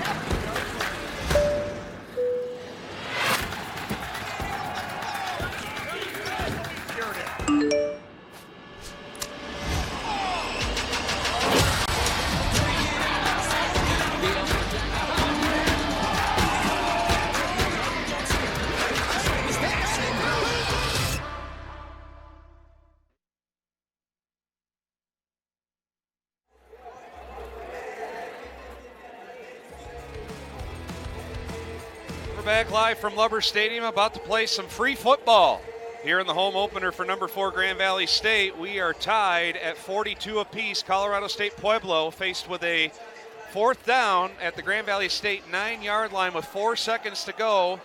Got the game-tying touchdown connection to the go-to receiver, Reggie Retzloff, from 9 yards out. Extra point was good, and we are going to overtime. I'm Brian Fongers, joined alongside Bob Mitchell. We are awaiting the coin toss here for overtime, and the rules state, unless it's changed, you get the ball from the 25.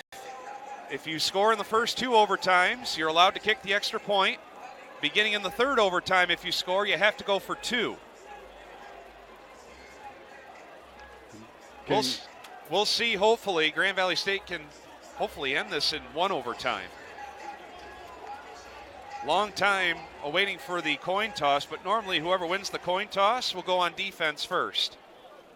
What a football game. Very entertaining. It is. And we talked about the decision for Colorado Pueblo to either go for it or go for 2 and try to get off the field or get out of Allen. It's a good decision for Pueblo to kick that extra point and force an overtime situation with confidence in what they've got going on with their offense. GVSU has battled through injuries tonight. The most notable being Cade Peterson, their starting quarterback. He was knocked out in the second half. Alex Toll, the 3rd-string quarterback with Avery Moore being injured for at least a couple of weeks, had to come in. He threw a pick 6, but he orchestrated a nice touchdown drive late in the 4th quarter to give GVSU a 42-35 lead. But Pueblo had an answer in the final moments of regulation. So we'll see who gets the football here in a second. Yeah. Has elected to go on defense. 1st down, CSU Pueblo. And Pueblo has decided to use the other end of Lubbers Stadium. Away from the students. So here we go. And it looks like I'm looking on the field with those captains. One of their captains was their big number 9, Cody Ramming, 6'7", 229. He looks like he's out for the game. Yeah, he's limping to the sideline right there. So that's a big loss for them. But, yeah, Grand Valley defensively on the field first at the 20. Just very capable these last 3 quarters of this football game, moving the football. And the red zone is going to be a different territory here. We'll see if Grand Valley decides to dial it up a little bit more and try to bring a little bit more pressure and put some pressure on their defensive backfield, go man-to-man, and really try to force the issue here. Would love a turnover. At worst, allow a field goal attempt. Right. So here we go from the 25. Laker defense looking to stiffen up here. Again, they're going away from the student section. Chance Fuller, who's had a great game throwing the football.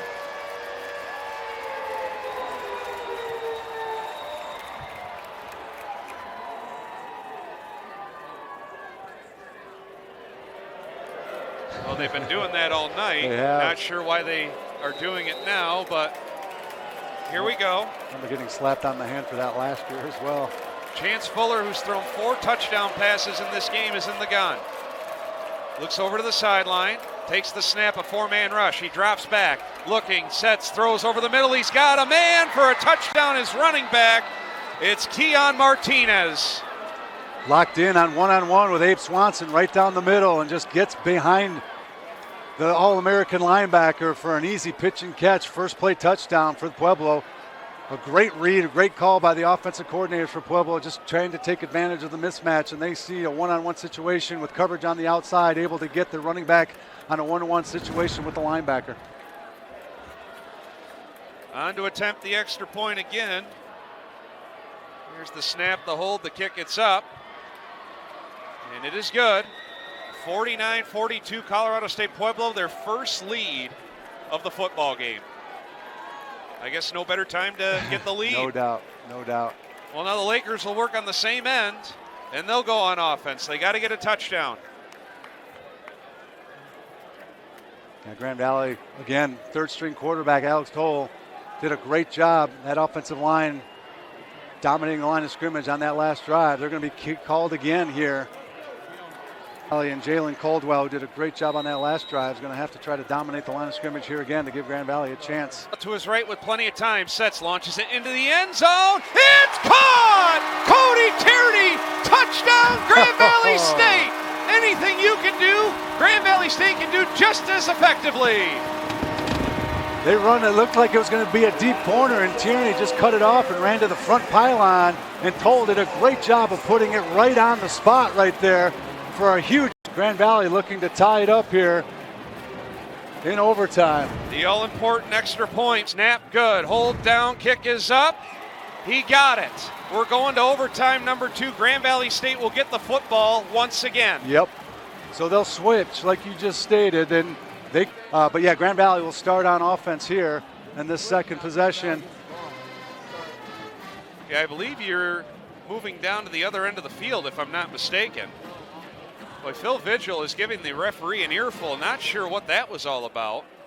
I think that was just Cody Tierney winning the battle. I think that he was looking for offensive pass interference. His defensive player fell down, and I didn't see a whole lot of hand jostling or anything like that. Maybe just a slip of the foot on the defensive back. But, yeah, Vigil's looking for an offensive pass interference call, and he's not going to get anything, obviously, right now. And well, I think they're going to stay on the same side of the field here, Bob.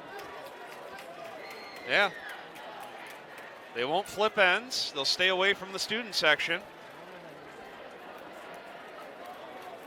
Yeah. Coaching staff wants to move it over to the other side. Yeah, I thought you switched ends, but I guess not. Well, let's see if the Lakers can do it again. One play for Pueblo, touchdown. One play for GVSU, touchdown to get overtime going. What a football game. 98 points. I would have not thought. I don't know what the over-under was tonight, but holy moly. Toll takes the snap, handoff, left side, Tariq Reed picking his way into the second level again, inside the 10! He bumps off a defender! He's in!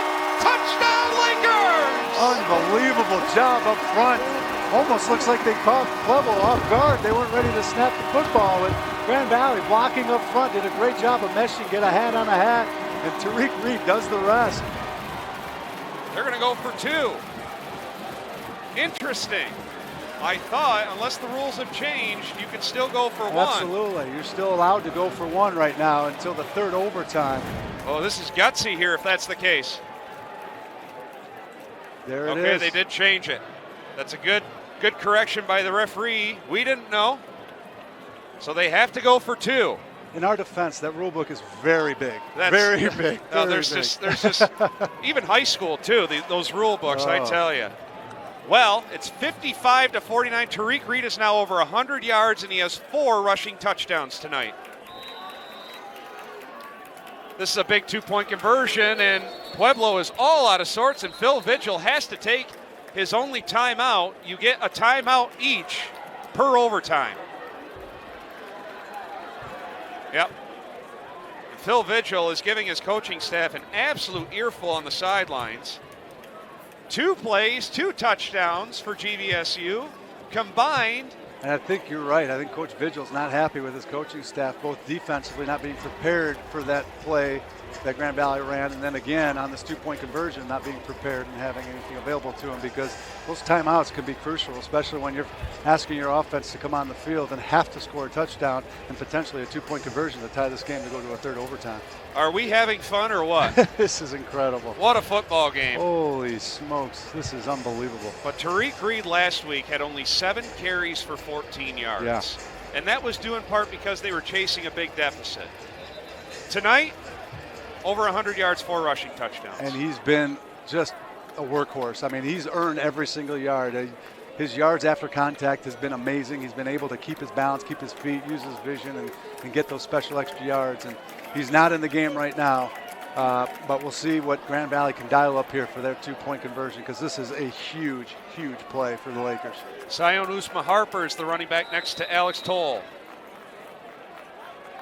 Toll hunches over.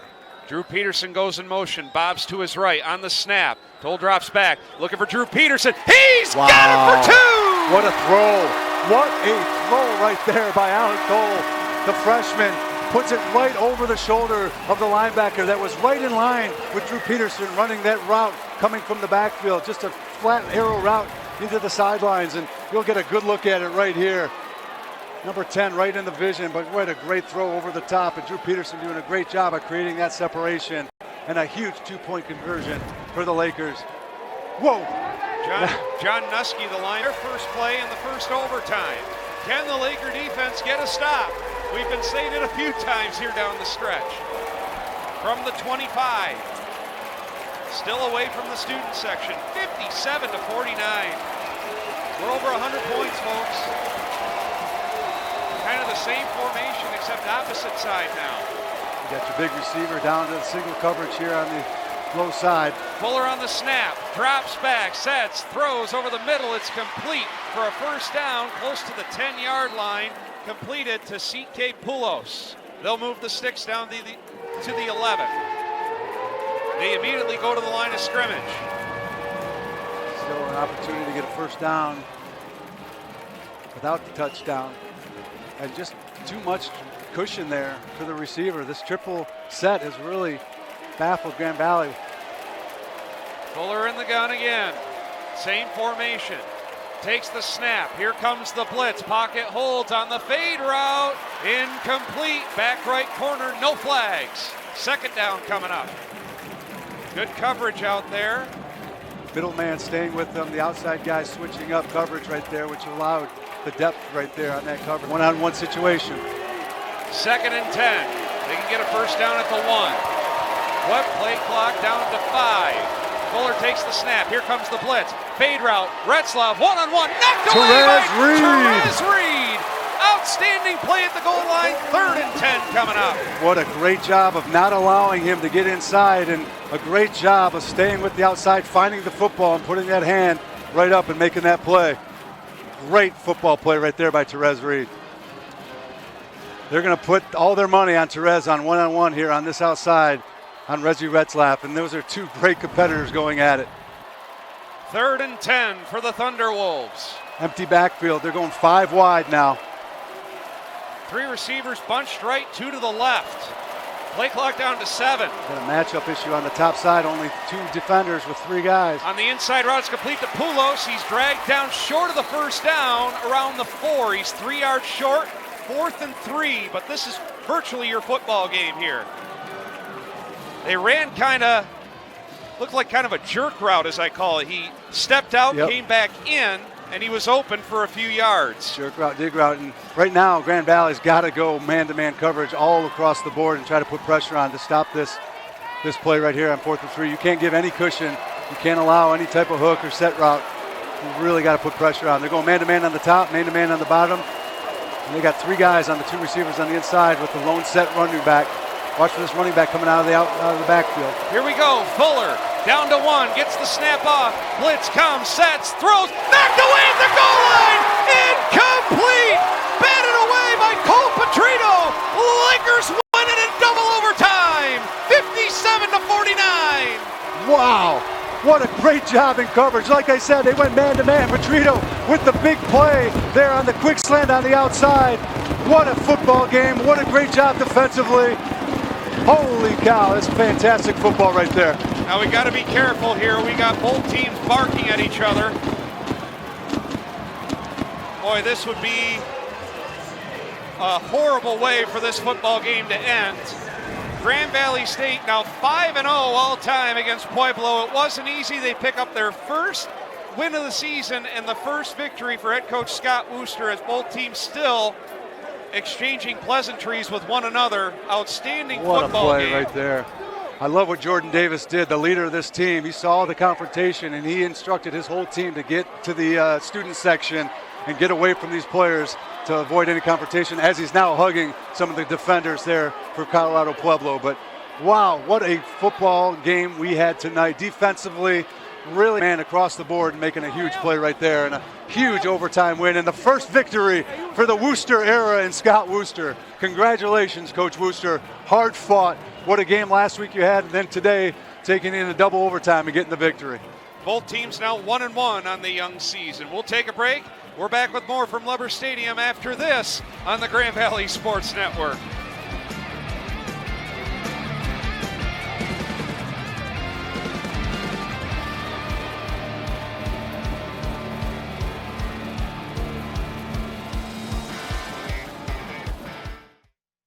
Hi, this is Chris Zuffenfeld with Ziegler Chrysler Dodge Jeep Ram of Granville. Whether you're shopping for a new or pre-owned car, truck, or SUV, finding the perfect option for your lifestyle is a piece of cake at Ziegler Automotive Group of West Michigan. We carry vehicles from Chrysler, Dodge, Jeep, and Ram, so you have the power of choice at our dealership. If you're looking to drive the new Jeep Grand Cherokee L or the reintroduced Jeep Wagoneer or a Ram 1500, we have the vehicle that meets your needs. From all of us at Ziegler Chrysler Dodge Jeep Ram of Granville, go Lakers!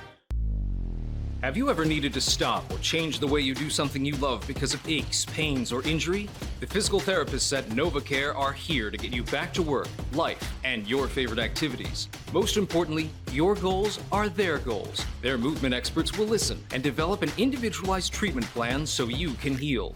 Begin care faster by requesting an appointment today at novacare.com. Experience the power of physical therapy at NovaCare. Breaking news. Moments that appear without notice.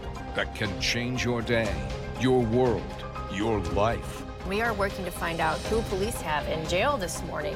News 8 has the team, the resources, and the experience to cover breaking news across West Michigan. Breaking news that we've been following this afternoon. Live on air or sent straight to the palm of your hand.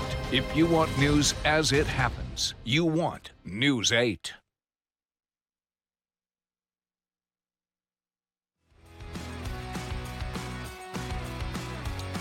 We're back one final time from Lubber Stadium in a whale of a football game. Brian Fongers, Bob Mitchell with you here. And in double overtime, number 4 GVSU, I guess you could say escapes. 57-49 against number 20 Colorado State-Pueblo, courtesy of a pass deflection by Cole Petrito on 4th and 3 from the 4-yard line in double overtime. Bob, your final thoughts on this hard-earned victory for the Lakers? Yeah, resiliency by the Grand Valley Lakers last week against the Mines, coming back from that 28-7 deficit and almost forcing an overtime. Today, really being resilient on your third-string quarterback, defensively stepping up and making that play in overtime.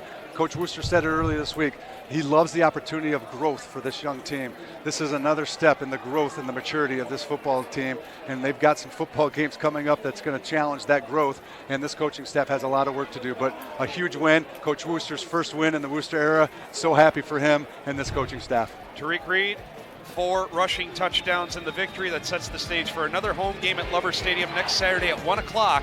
Non-conference battle against another noon for that contest. That's going to wrap things up. For Bob Mitchell and the boys back in the truck, thank you very much. I'm Brian Fonger saying thanks for tuning in. Once again, our final score in double overtime in the home opener for number 4 GVSU. They win it over Colorado State-Pueblo 57-49. Thanks for listening, everybody, and tuning in and watching on the Grand Valley Sports Network. Have a great night, everybody. Anchor up and go Lakers.